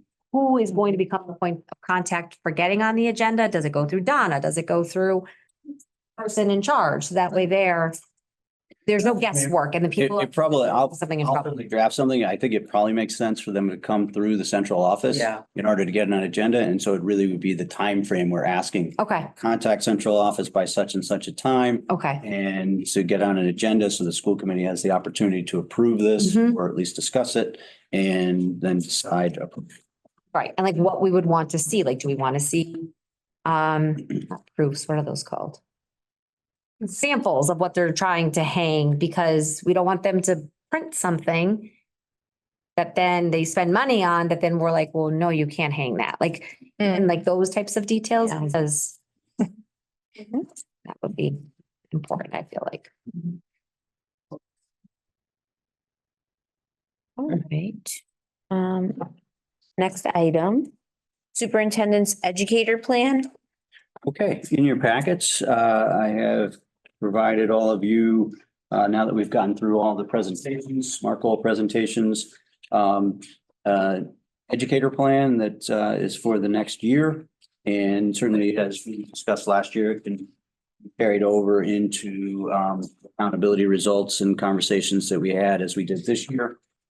And basically, it's adopting all of the district goals, excuse me, while also looking and updating at the DESI accountability targets, as well as bringing into some individual practice goals, and also highlighting some of the things that we're doing in terms of professional development. You heard a lot of what the schools were talking about. Tomorrow, we have a professional development day for the district. We're using the morning of both professional development days to make sure that we have a district through line, if you will, around the work we're doing on the whole child. And we're working specifically with Dr. Jessica Peppel, who is a diversity, equity, inclusion, belonging director and coordinator, has done professional development in this area, specifically and recently with the Lower Pioneer Valley Educational Collaborative. So she's working with our leadership team over a series of days and weeks, if you will. We have, I think, 5 hours of coaching for the leadership team, 5 hours of prep, while also doing some keynote work with us starting tomorrow and then again in January. And the 2 hours we've had with her so far as a leadership team have been really impressive. And so we're excited about that work to.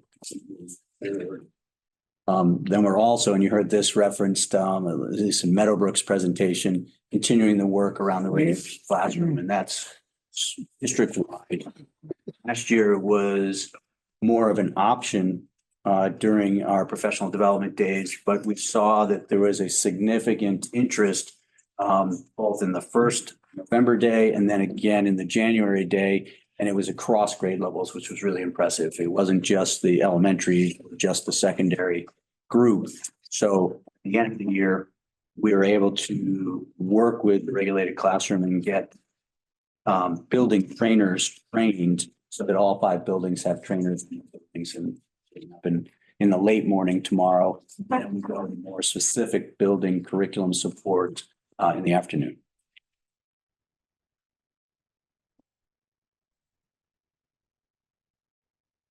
This plan is in accordance with all of your wishes. This could be a vote item.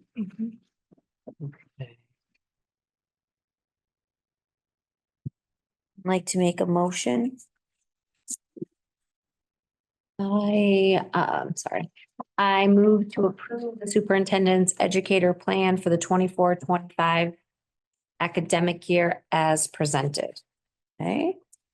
I have a second. Second. Any further discussion? I just want to thank Superintendent Smith again for keeping data at the forefront of his educator plan. I think that just sets the tone for the district that data is paramount and that we're here to work in service of student achievement. So I appreciate the fact that that is the first goal and that there are metrics in it specific to each of the schools and MCAS targets. Thank you. And you actually heard in all the presentations how much and precise they're getting at it, which is nice to see. All those in favor, say aye. Aye. Aye. That carries 4-0.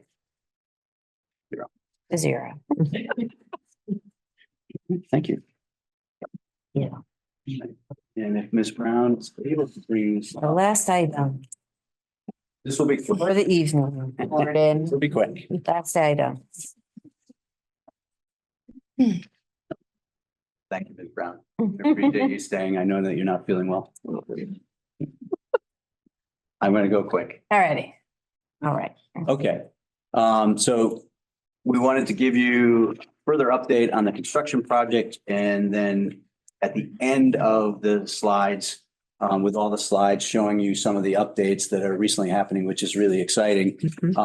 Let you know about the ceremony that we're planning for later this month, which is November 22nd. So this obviously is where we are. Although the grounds have changed considerably. Ms. Brown, if you can go to the next slide. This is where we hope to be in a few years.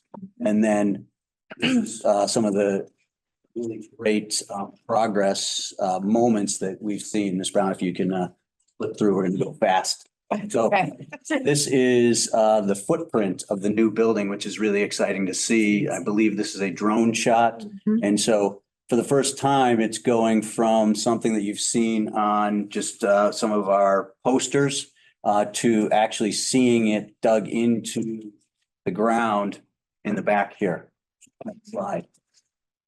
This is, you'll see a series of slides here where they're getting very specific and putting the footings or preparing to put the footings in for D-wing. It's one of the academic wings. More of the footings. You don't. Did you go out there and take these pictures? Gordon? I did not. I have been out there, but I did not take the pictures. These are far better than I can do. So this just gives you how extensive as you bring these things and prepare the foundation, extensive it becomes. So is that like where the baseball field was? This is now further back towards where the drainage Line was? basin is. Okay, Towards the stadiums just over to the right of this. okay, okay. Yeah, because we're here. Keep going. Gotcha. Okay. So this gives you a little bit of the intense work they're doing. A little bit more of that. So we're reading the plans while we're out there. Following plans. I'll have them too. Starting the foundation for the walls. Exciting. That just gives you a look at, this is actually out of order, if you will. But it gives you a look to the question you asked, Mr.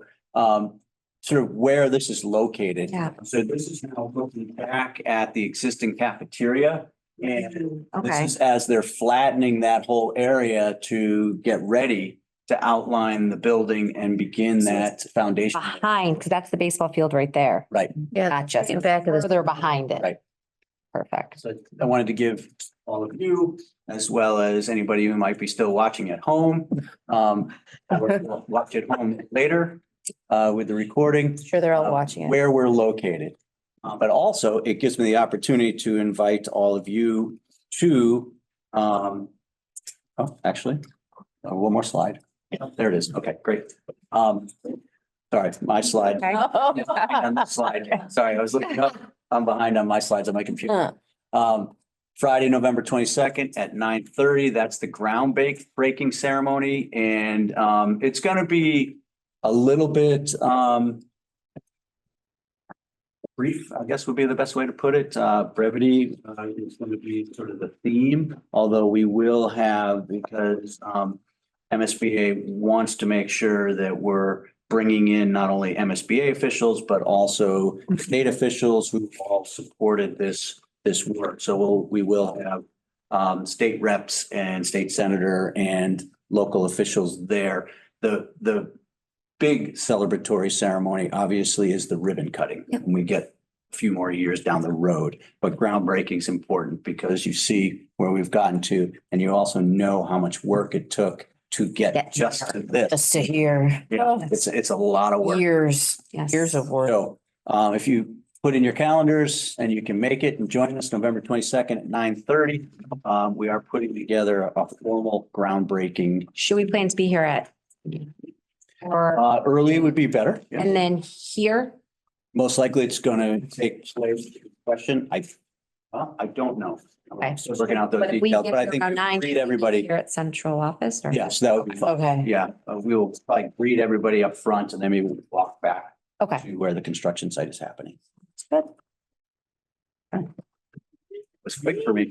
Yeah, it was. It's a record. I'll add that to my plan. It's already. All right, so that concludes our meeting. I move to adjourn. So moved. Second? Second. Oh, seconded by William.